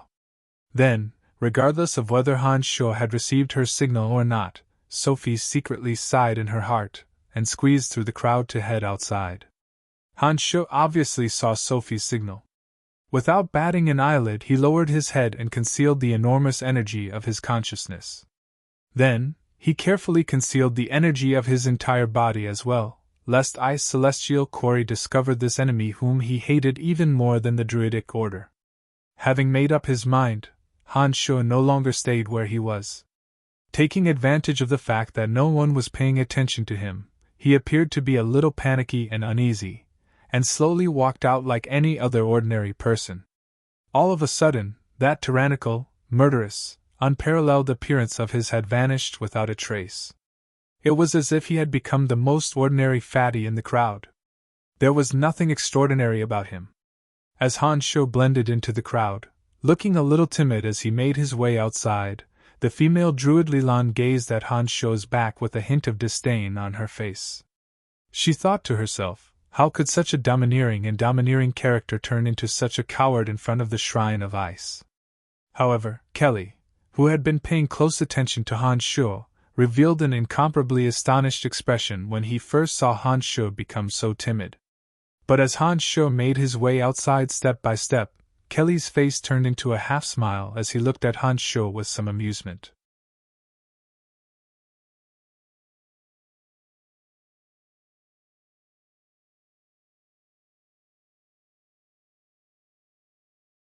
Chapter 499.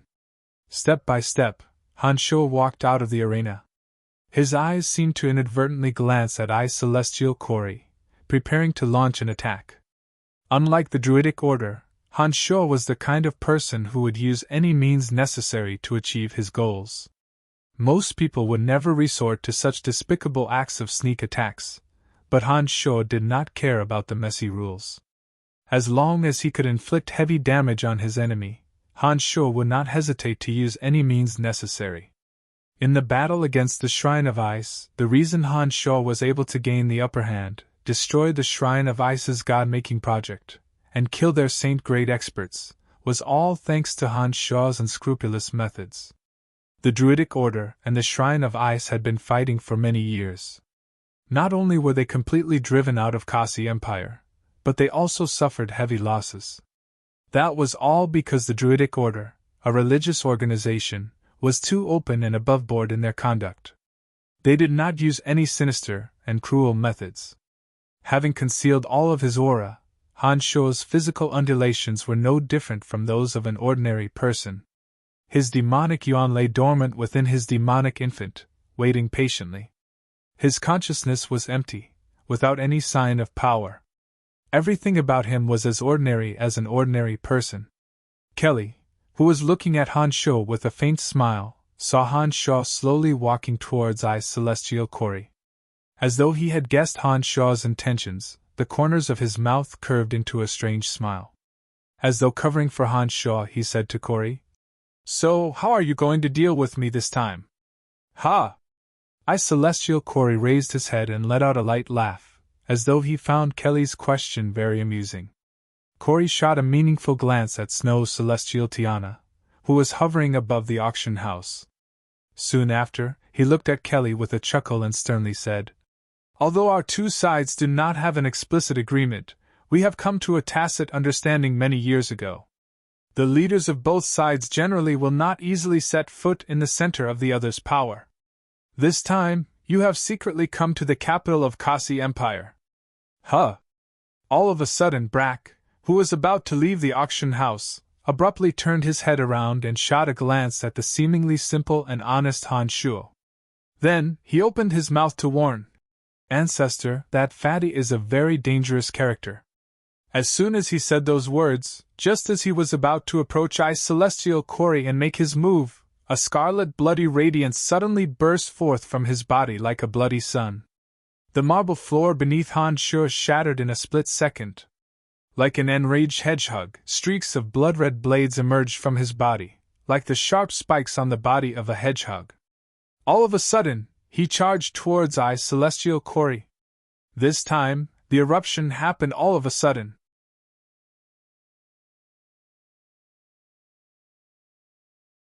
When Han Shuo's blood-red radiance flourished, Ice Celestial Quarry instantly knew who he was facing. After all, Han Shuo's demonic arts were just too unique. Any powerhouse who had fought with him would never forget that unique power. Once Ice Celestial Quarry knew that the sudden attacker was Han Shuo, he immediately focused all of his attention as though he was facing a formidable foe. He did not even have the time to ponder why Han Shuo would appear here. Holding a long sword in his hand, Ice Celestial Quarry's brows were deeply furrowed. He was unprecedentedly solemn. Just as Han Shuo was about to collide with him, his pupils abruptly contracted and he suddenly soared into the air. Like a ferocious super-ranked magical beast, Han Shuo collided with him. Blood and chi burst forth from all over his body. His imposing manner climbed to its peak, crushing the marble floor into stone chips along the way. Strange popping sounds could be heard in the air. If this strike were to land, Han Shuo could guarantee that Ice Celestial Quarry would die without a doubt. It was a pity that Han Shuo's terrifying strike, which he had been waiting for, had to be launched prematurely due to Brack's reminder. Due to the distance and timing being not optimal, Ice Celestial Quarry had the time to dodge.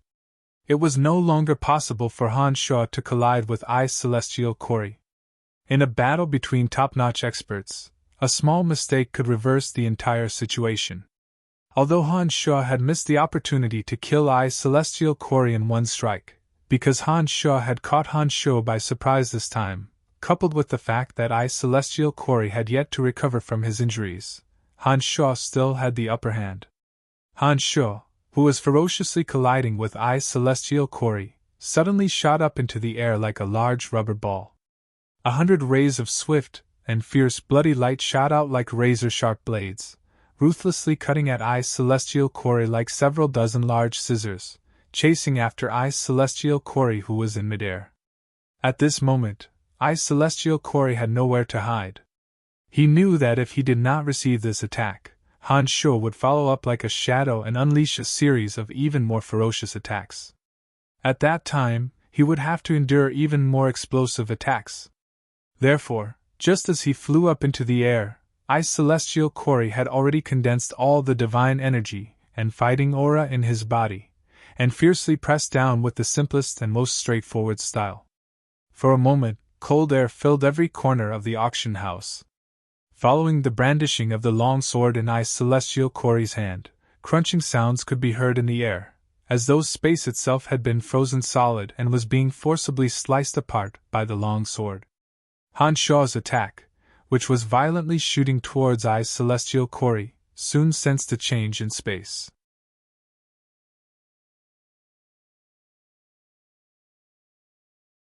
He could clearly feel the impact that Ice Celestial Quarry's sword had on space. His attack, which was originally cutting towards Ice Celestial Quarry at lightning speed, was clearly affected in terms of speed. Scram! Right at this moment, Han Shuo let out a violent roar. Nobody knew what strange move he had used, but the snake-like bloody rays that filled the sky suddenly entangled with each other, forming the shape of a ferocious dragon.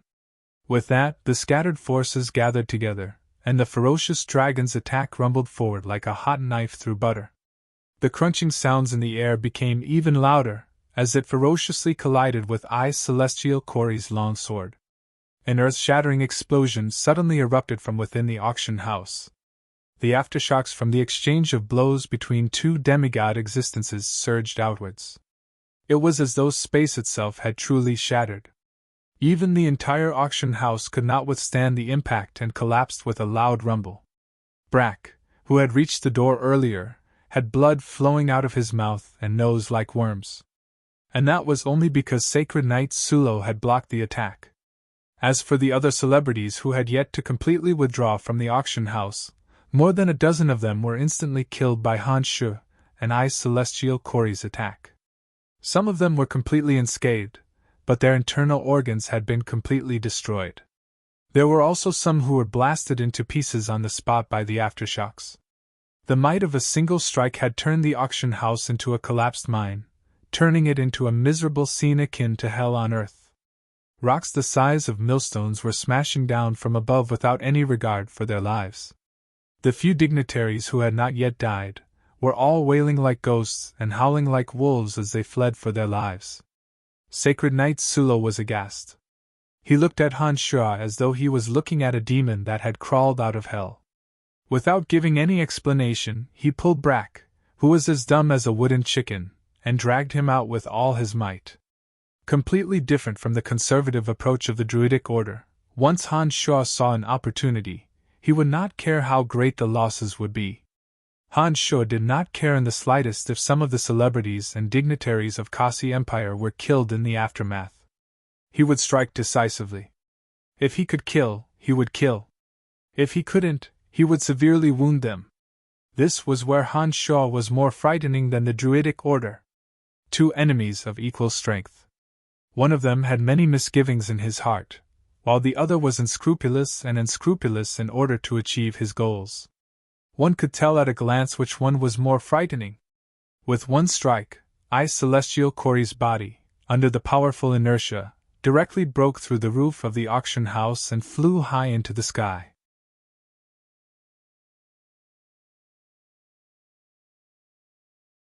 This was also an important reason for the instant collapse of the auction house. On the other hand, Han Shua's feet were buried deep in the ground. He raised his head, brimming with fighting spirit, and stared unwaveringly at I Celestial Corey, who had turned into a white dot. He seemed to be accumulating power and preparing for an even more ferocious strike. He turned a blind eye to the falling rocks around him, as steady as a boulder. At this moment, Han Shua's mediocre and honest demeanor was nowhere to be found. Although his appearance had not changed, he gave everyone a frightening feeling of sharpness like a sword. Druid Lillian, who had been looking at Han Shua's back with some disdain, was now covering her small mouth with her hand in disbelief. She looked at Han Shua as though she was looking at a monster, her heart filled with horror and fear. Fortunately, we did not snatch the hand of Goddess from him. Otherwise, perhaps even a sage would not be able to restrain him. This person, who is this person? How could he be so terrifying? As though he knew what Lillian was thinking, Kelly, an expert of the Druidic Order, looked at Han Shua with a solemn expression and said, "Lancelot Empire, Bretel City Lord Brian, you indeed live up to your reputation." "Brian? It's him? That young expert who defeated two sacred rank experts?" Lillian cried out in surprise. It seemed that she knew a little about Han Shua's identity. "Other than the legendary City Lord Brian who possesses martial arts from a foreign land, I really can't think of anyone else." Kelly looked at Han Shua with a solemn expression and asked, "Is that right? City Lord Brian?" At this point, Han Shua knew that he could no longer conceal his identity. Therefore, he cleanly and efficiently restored his original appearance, and said with a hearty smile, "That's right, Sage Kelly. After I helped you, that I Celestial Corey, this time he's going to suffer even more injuries." "Oh? Thank you very much, Kelly chuckled as he looked at Han Shua. His eyes flickered as he looked at I Celestial Corey, who was slowly descending above his head. No one knew what he was thinking. "So it really is you?" Snow Celestial Tiana, who was shrouded in mist, stared coldly at Han Shua below. It has indeed been a long time, you whore who sold out her friend for glory." Han Shua cursed as he stared venomously at Tiana.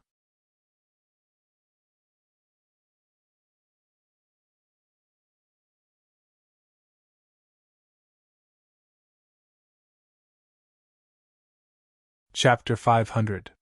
Back in Taraja Canyon, Han Shuo, Statholm the Old Monster, Tiana, and Renal joined forces and finally snatched a few origin crystals from the Soul Race. After that, Tiana suggested that they seek refuge in the Church of Light, only to be secretly betrayed by Tiana. If it weren't for Metal Elite Zombie's all-conquering golden cudgel, Han Shuo and Statholm might really have been imprisoned in the Church of Light. Han Shuo and Statholm the Old Monster had gone through life and death situations together. Statholm had even snatched back the origin crystal of water for Tiana. Furthermore, he had been friends with Tiana for many years. Who would have thought that in the end, he would be betrayed by Tiana without the slightest hesitation? This woman was so despicable and shameless that even Han Shuo found it disgusting. All along, although Han Shuo treated his enemies unscrupulously, he had always treated his friends with sincerity. Back then, Han Shuo still had some grudges with Statholm the Old Monster. At that time, he had to admit that the Old Monster was indeed loyal. Who would have thought that he would be betrayed by this woman for her own benefit? Therefore, now that he saw Tiana again, this shameless woman, Han Shuo didn't give her any face. When the druid named Lillian and some disciples of the Shrine of Ice heard Han Shuo call Tiana a whore, they simply couldn't believe that such vicious words came from Han Shuo's mouth. Generally speaking, experts who had reached a certain level of strength would have a noble title. The Profound Continent was a world that paid great attention to etiquette. Those with a certain amount of reputation would not speak so harshly and viciously when facing their mortal enemies. However, Han Shuo wasn't a person of this world. Naturally, he didn't have so many restrictions. He would curse whatever came to his mind, not giving the slightest bit of face. Han Shuo's vicious curse was even more effective than the most powerful magic incantation. This supreme expert of the Shrine of Ice, known as the Snow Celestial, was so enraged that she was trembling all over. Her face was as ugly as it could be. "I will let you taste the cruelest punishments of the Shrine of Ice, slowly tormenting you to death. You heretic that shouldn't exist in this world, the miserable howls of your soul will always reverberate in my mind." Snow Celestial Tiana's eyes pierced Han Shuo like a blade. She spoke slowly in a peculiar tone, as though she was making a vow. "Come, I await your punishment." Han Shuo had a look of viciousness. His eyes were filled with murderous intent. He obviously didn't care about Tiana's threats. Cough, cough! At this moment, Ice Celestial Cory, who had flown through the roof, slowly descended while coughing. Cory, whose face was originally as cold as ice, now had an unhealthy paleness to his face. Evidently, he had taken a huge bite out of Han Shuo's attack just now.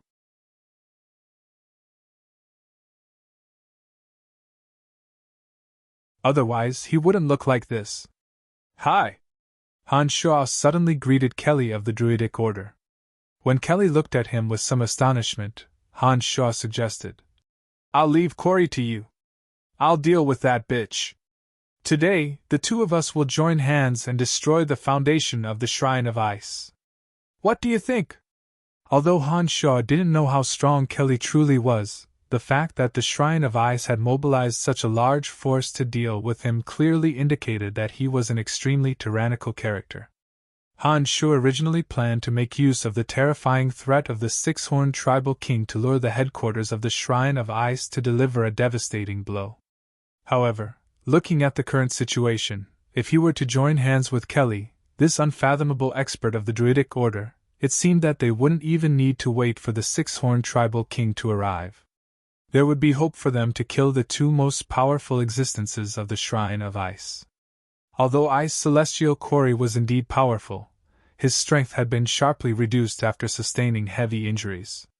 Han Shuo believed that Kelly, this unfathomable expert, would certainly be able to kill or block Ice Celestial Cory.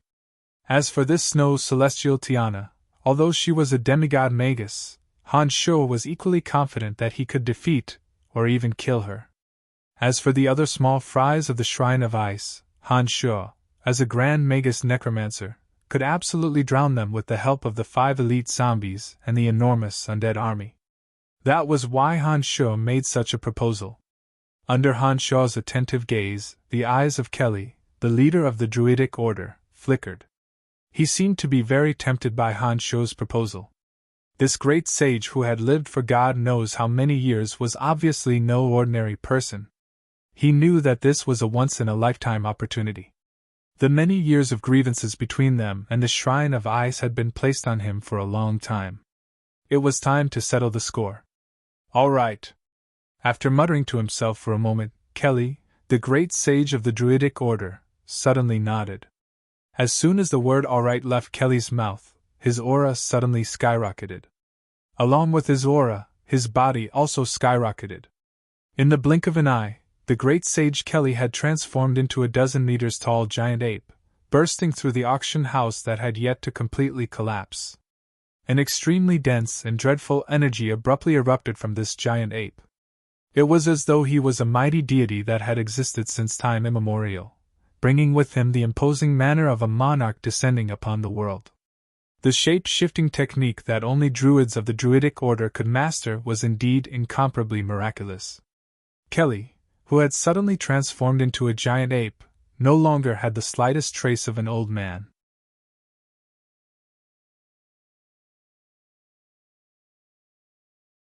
The appearance of such an earth-shattering war-beast cast a psychological shadow on everyone present.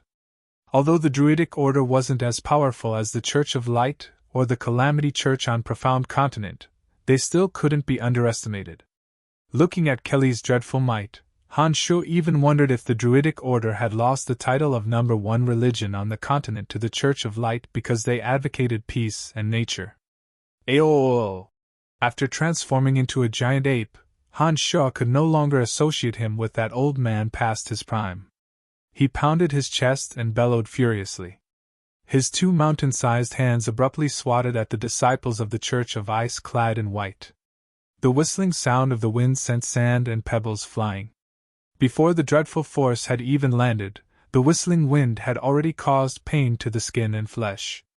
If this blow had landed, no one would have been able to withstand it, and would have been reduced to a meat patty. Run! Run away! Ice Celestial Corey abruptly jumped up and yelled. Not caring about the uneven air around him, he raised a long sword in his hand and charged at Kelly, who had transformed into a giant ape. It seemed that he intended to fight to the death with Kelly. An enormous, sparkling and translucent icicle suddenly wrapped around Ice Celestial Corey. Hiding within the icicle, Ice Celestial Corey charged straight at Kelly, who had transformed into a giant ape. Good timing. Let me see if you have really made any progress after so many years. Although Kelly had transformed into a giant ape, he could still speak human language. It was just that his voice boomed like thunder, and his imposing manner was first class. Clang! One of the giant palms that Kelly had swatted down split off and pushed towards Ice Celestial Corey. Under the barrage of Kelly's mountain-sized palm, that extremely sharp icicle was shattered in a split second. In the end, the wind from the palm swept across Ice Celestial Corey's body, causing him to lose his footing and nearly be sent flying. Outside the auction house, the knights of the Shrine of Ice were fully armed and ready to charge in at any moment. Suddenly, they saw a colossal figure directly tearing through the auction house and exposing itself. It was Kelly's other palm that struck towards them. With just a single palm strike, more than a dozen Earth Knights, together with their war horses, were directly smashed into meat patties. Kelly's palm strike was immensely powerful. The bodies of these people were even glued to the ground. It was as though they had been crushed by a mountain. They were flat and tidy, with not the slightest bit of uneven ground. So strong! Han Shuo was stunned and immediately cried out in surprise. He had to admit that this Kelly who had transformed into a giant ape was simply terrifying to the extreme. Han Shuo had never seen such a ferocious attack before. This was what it meant to be invincible.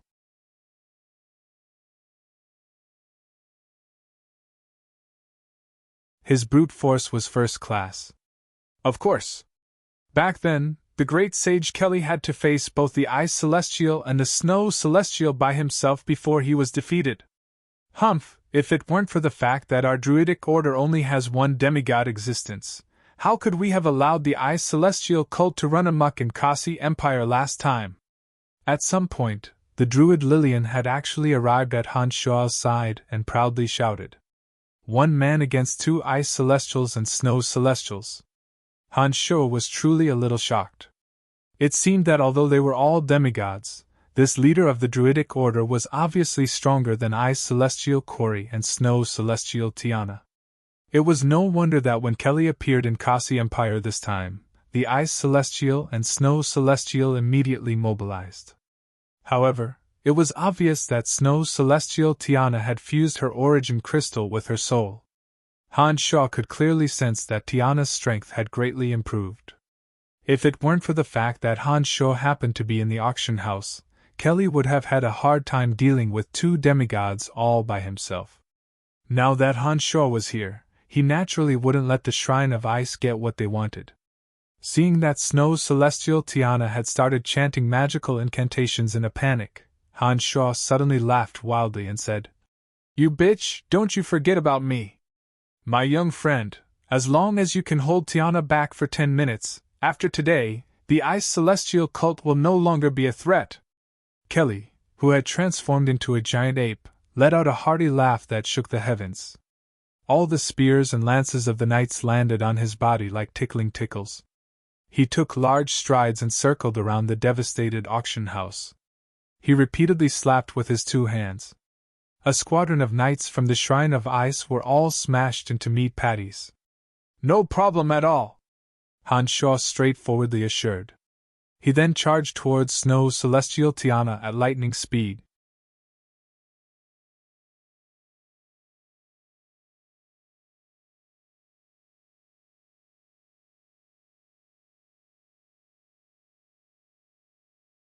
Chapter 501. Tiana slowly recited a water magic incantation. All of a sudden, snowflakes fluttered, the world froze, and all things froze. The more powerful the magic, the longer the incantation. This was a universally acknowledged truth in the world of magic. Seeing Snow Celestial Tiana's incantation drag on for such a long time, and the entire space slowly turning into a world of ice and snow, Han Shuo knew that Tiana's incantation was extraordinarily powerful. Unlike dealing with Ice Celestial Corey, Han Shuo only needed to approach Tiana as fast as he could. Once Han Shuo got close, she would be skinned alive, if not dead. Mages were mages, after all. The weakness of the physical body was an unchangeable drawback. The cold wind whistled, and the water element between heaven and earth suddenly condensed. Before Han Shuo could approach Tiana, 5 lifelike, sparkling water dragons, more than 10 meters long, suddenly took shape in the sky. Using water magic to condense into physical objects to attack was a spell that could be released by any water journeyman mage. But to condense water dragons that were as lifelike as Tiana, and 5 of them at once, was absolutely unheard of. As a necromancer, Han Shuo was very clear about the general knowledge of magic. Whether it was water, fire, or earth magic, all could use the elements of water, fire, or earth to condense into physical objects. But the larger the object, the greater the elemental energy required, and the harder it was to manipulate. Last time in Tarag Canyon, if Tiana had been able to condense 5 such enormous water dragons, Han Shuo believed that he and Statholm the old monster would have had a much easier time. It seemed that after fusing her soul with the origin crystal of water, Tiana's strength had indeed greatly improved. Once her soul had fused with the origin crystal of water, Tiana's perception and manipulation of the water element had immediately reached a whole new realm. Not only could she condense 5 lifelike dragons, but she could also use the water dragons to attack with the strength of her soul. Such power was not much inferior to Kelly's form as a giant ape. Kelly, who had transformed into a giant ape, cried out in surprise when 3 of the water dragons, each more than 10 meters long, surged violently in the frigid wind. "Tiana, since when did you possess such great power?" While Kelly was crying out in alarm, his 2 hands weren't idle. Having just forced Ice Celestial Corey back, Kelly's mountainous palms suddenly swept towards the 3 water dragons. Kelly was also over 10 meters tall, and he was like a colossus that stood in the sky. Although the 3 water dragons were long enough, because they were slithering and their bodies were not wide enough, they looked like 3 large pythons in front of him. However, the 3 water dragons were indeed incomparably nimble under Tiana's control.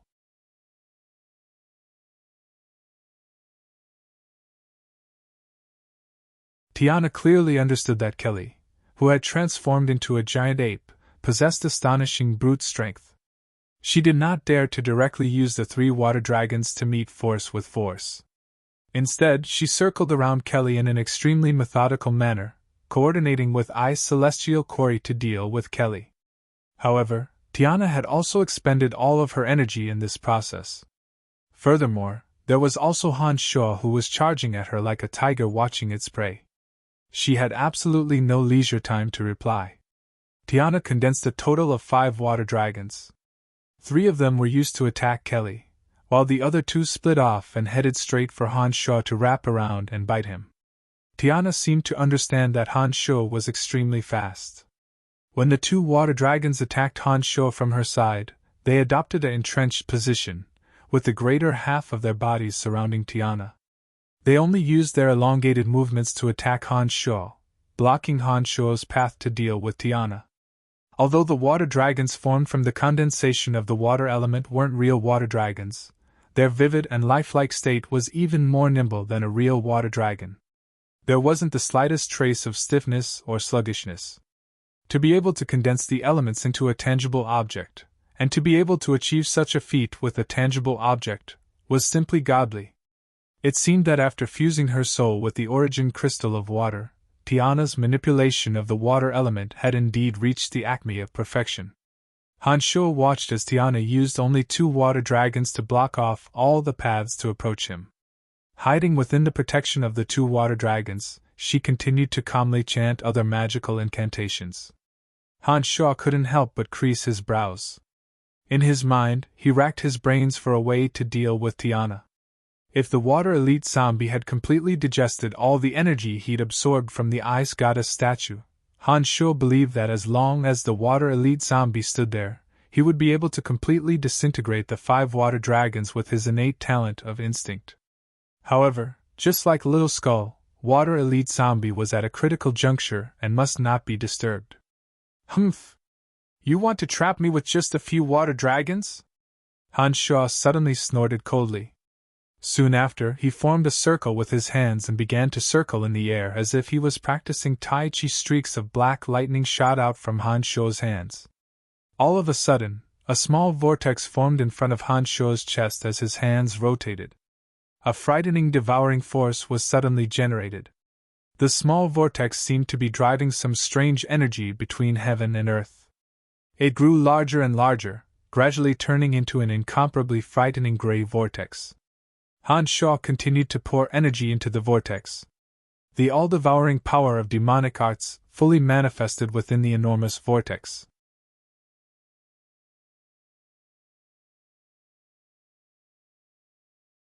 In a split second, all the cold currents in the air were drawn in by this frightening force, and were all forcibly pulled in by the vortex.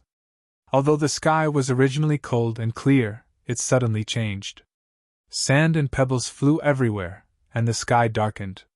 The enormous vortex was like a magical beast that had been hiding in the abyss for millions of years. It opened its enormous mouth, as if it wanted to devour the entire world.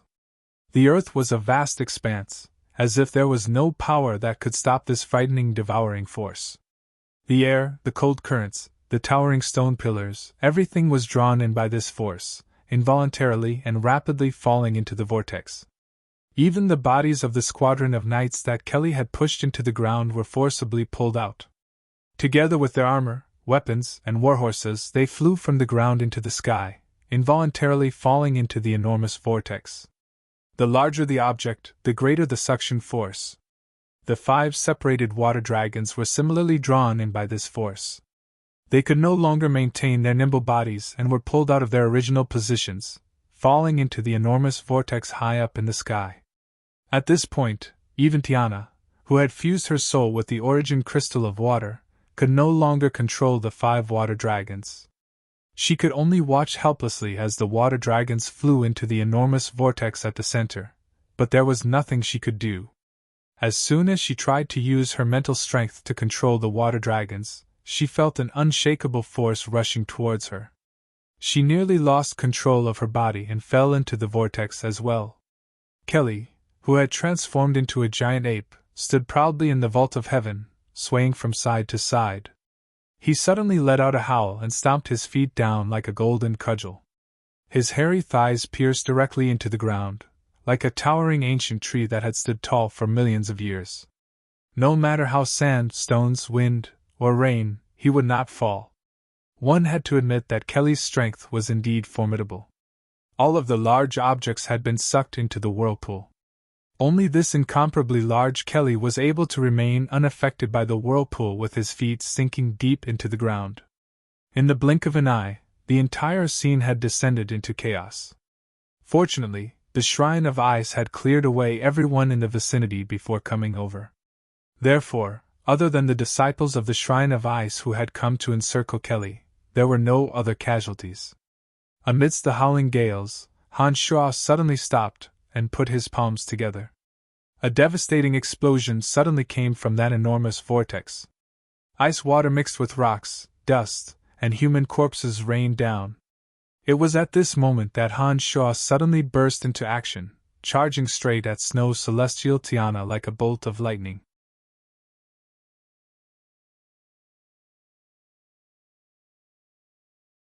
With a wave of his hands, the demonic blades unfurled like a peacock spreading its tail. Cold, chilling light sparkled, bringing a shock to the depths of one's soul. Not good. Tiana was greatly shocked. Without a second thought, she immediately retreated. As a magus, Tiana was well aware of where her weaknesses were. Once Hanshaw got close, Tiana knew that she would not be able to escape from Hanshaw's murderous hands. Therefore, she fled from Hanshaw's attack at all costs. In the process of escaping, Tiana constantly laid down layers of defense. Smooth, sparkling walls of ice appeared out of thin air, blocking Hanshaw's only path. Crack, crack, crack. The smooth, mirror-like walls of ice could not withstand a single attack from Hanshaw. They were broken apart as easily as crushing dry weeds. Hanshaw persevered in his pursuit of Tiana, not letting up in the slightest. Retreat! Tiana did not forget to remind them as she fled. The Shrine of Ice experts, led by Ice Celestial Corey and Snow Celestial Tiana, had utterly failed in their joint attack on Kelly, the leader of the Druidic Order, due to Hanshaw's sudden appearance. Not only had they failed completely, but their roles had also changed. Kelly, who was originally the prey, had, with Hanshaw's help, overturned his disadvantageous position in one fell swoop and became the hunter. And as the host, Ice Celestial Corey of the Shrine of Ice, had instead become the target of pursuit. They were both demigods, and Kelly's strength was higher than that of Ice Celestial Corey and Snow Celestial Tiana. It was obviously very difficult for him to fight one against two.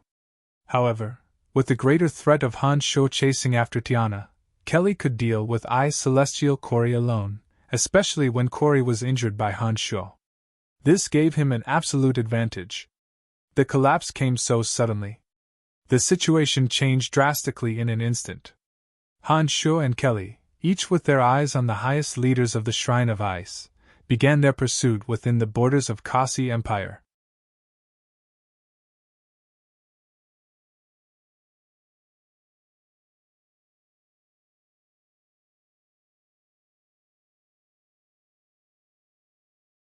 Chapter 502.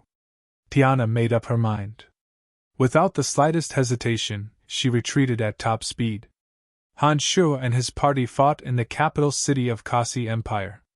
Although the crowd around the auction house had been evacuated, there were still all kinds of stalls and several blocks further away.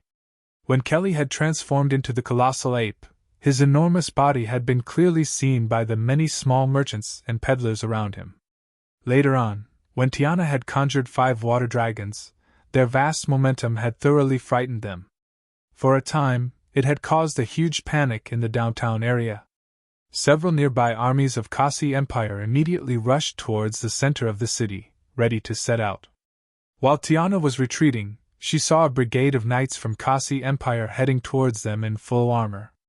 She hastily flew towards them. The Shrine of Ice held an extremely special status in Kasi Empire. The importance His Majesty the King attached to the Shrine of Ice was well known throughout the nation. Seeing Tiana rapidly retreating to the Brigade of Knights, Han Shuo's body immediately halted midway. After Snow Celestial, Tiana's soul had successfully fused with the origin crystal of water. Her strength had increased substantially from her original foundation. Now that Tiana had retreated to the Brigade of Knights, it was almost impossible for Han Shuo to kill her. Her strength was originally about the same as Han Shuo's.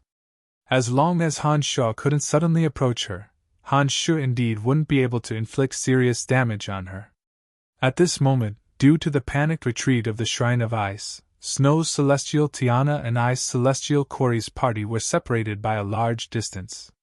Not far away, Ice Celestial Corey was leading a group of Shrine of Ice disciples, retreating towards the magical transportation matrix at the center of Siro's city. Kelly, in the form of a giant ape, was hot on Ice Celestial Corey's tail. However, Corey was extremely cunning.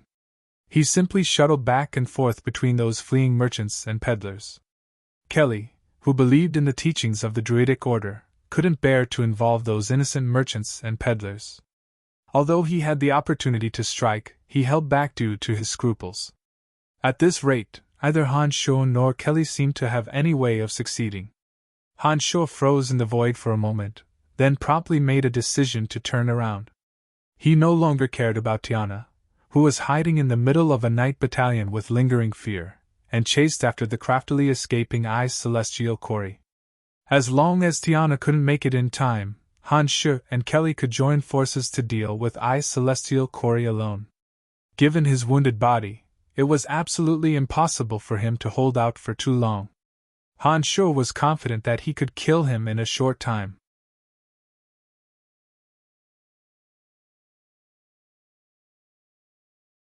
Kelly could not bear to involve the innocent, and could only watch helplessly as such a great opportunity slipped away from him. However, Han Shuo naturally would not be so indecisive. Once he allowed Han Shuo to get close to Ice Celestial Corey, regardless of who was beside him, Han Shuo would strike ruthlessly. Tiana gasped for breath as she floated in midair with her magic staff in hand. Her eyes were glistening as she stared at Han Shuo, ready to deal with Han Shuo's thunderous attacks in an instant. Tiana felt a lot safer in the middle of the night battalion. As long as she could put some distance between Han Shuo and her, Tiana believed that her magic would definitely be able to finish off Han Shuo.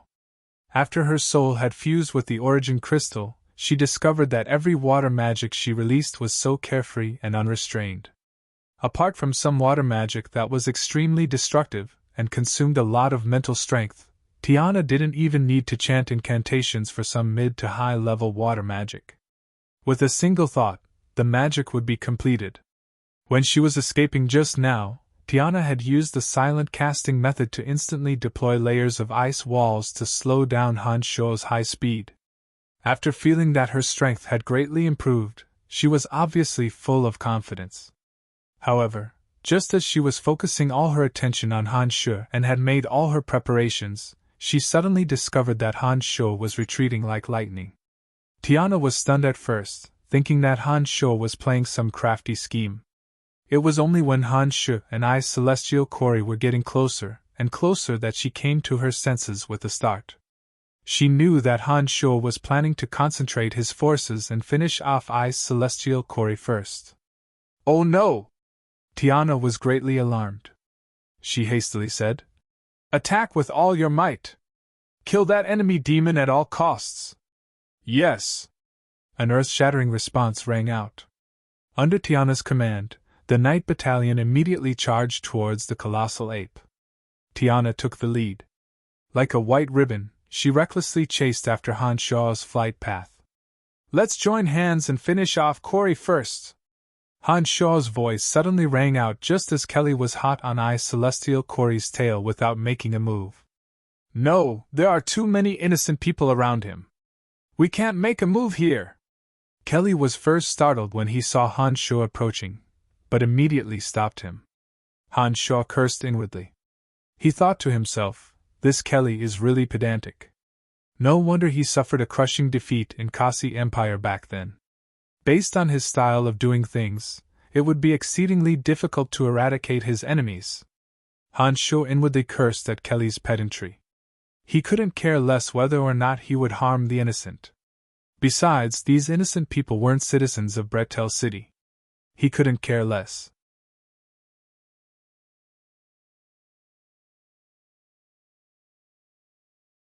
Before he even got close to Ice Celestial Kori, Han Sho had already flung out a bloody radiance of 10,000 cuts. As soon as Ice Celestial Kori heard Han Sho's voice, he immediately knew things weren't looking good. He understood that Han Sho and Kelly were entirely different types. Therefore, when Han Sho's voice rang out, he no longer dared to hide among the crowd. He abruptly soared into the air and flew outwards.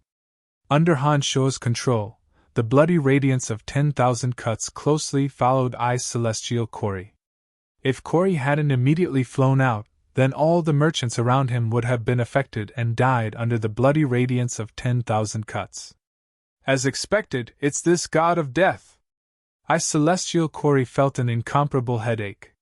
The unscrupulous Han Sho was obviously much more difficult to deal with than Kelly. Ice Celestial Kori, who was already injured to begin with, had just been struck by Han Sho. Without Tiana's help, if he were to face either Han Sho or Kelly alone, he would definitely lose. Now that the two of them were ganging up on him, he had even less of a chance. Clang! While fleeing, Ice Celestial Kori had no choice but to pull himself out to block a sword strike. Icicles rained down from the sky, and Han Sho's bloody radiance of 10,000 cuts was broken by Ice Celestial Kori in one strike. Han Sho let out a soft "eh?" While closely pursuing Ice Celestial Kori, he was somewhat astonished.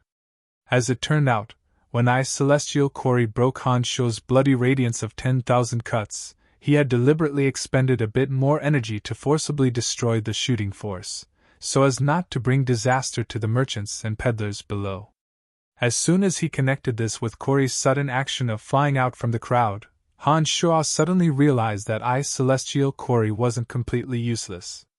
Although he was extremely callous and merciless towards his enemies and the Dark Dragons, he was still very protective towards the people of his own country. Unlike what Han Sho had imagined, he didn't care about the civilians of Kasi Empire at all. Previously, when Kelly was hot on his heels, Han Sho had hidden himself among the civilians.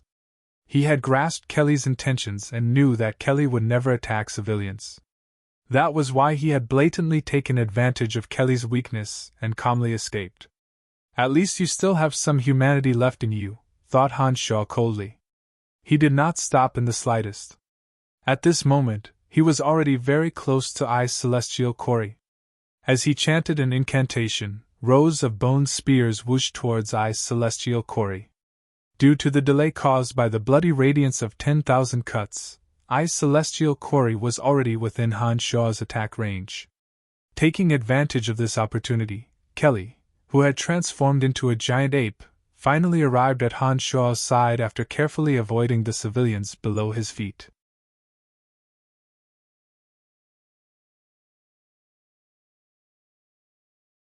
Don't give him any time! Han Sho immediately shouted after the bone spears were shot out in rows. Generally speaking, experts whose strength had reached the demigod level were bound to have a way to preserve their lives. At the very least, they would surely have a spatial scroll that could tear apart space. This was the precious experience Han Sho had accumulated after many years of battles. Therefore, when he saw that his side now occupied an overwhelming advantage, Han Sho believed that Ice Celestial Kori would certainly resort to extraordinary measures. At this moment, he absolutely could not allow Kori to escape so easily. Otherwise, all his previous efforts today would be in vain. Han Sho's loud shout immediately reminded Kelly of this point. After all, the Druidic Order was not a church that was ruthless and exterminating. As the leader of the Druidic Order, Kelly did not have a heart as ruthless as Han Sho. But after Han Sho's loud shout, Kelly immediately reacted. Suddenly, the scene of the Druidic Order's followers being brutally murdered by the Shrine of Ice in Kasi Empire many years ago surfaced in Kelly's mind. Whenever he recalled Corey's merciless and cruel treatment of his enemies, Kelly knew that if Corey did not die today, the Druidic Order would certainly pay an enormous price. Roar! Kelly bellowed at the sky. He took a huge step forward and blocked off Corey's only escape route. No one knew what Kelly had done, but following his heaven-shaking bellow, layers of ripples appeared in the sky. The elements of heaven and earth were suddenly thrown into chaos. It was as though the sky had suddenly collapsed. After Kelly's bellow, Celestial Corey sensed the changes in the sky and immediately understood that the spatial scroll was useless. When he saw Kelly blocking off his escape route and Shaw recklessly charging at him, Corey's face turned ashen. He knew that his life had come to an end today. Not good! Kelly suddenly yelled, turning pale with fright. When Shaw, who had already reached Celestial Corey, heard Kelly's loud shout and saw the enormous Kelly rapidly retreating, he suddenly understood something. Like Shaw, he reined in his horse at the brink of the precipice and abruptly froze on the spot. A dazzling radiance, mixed with terrifying energy, erupted from Celestial Corey's body, causing destructive energy undulations within a range of 10 meters. Cracks that resembled the pattern of a turtle's shell appeared in the space. When Celestial Corey was reduced to ashes, the cracks instantly sucked in everything. Under the relentless pursuit of Shaw and Kelly, Celestial Corey was forced to his death. You're tuning into the Phoenix Knights YouTube channel. Don't forget to subscribe and join us on this journey to catch the most captivating stories.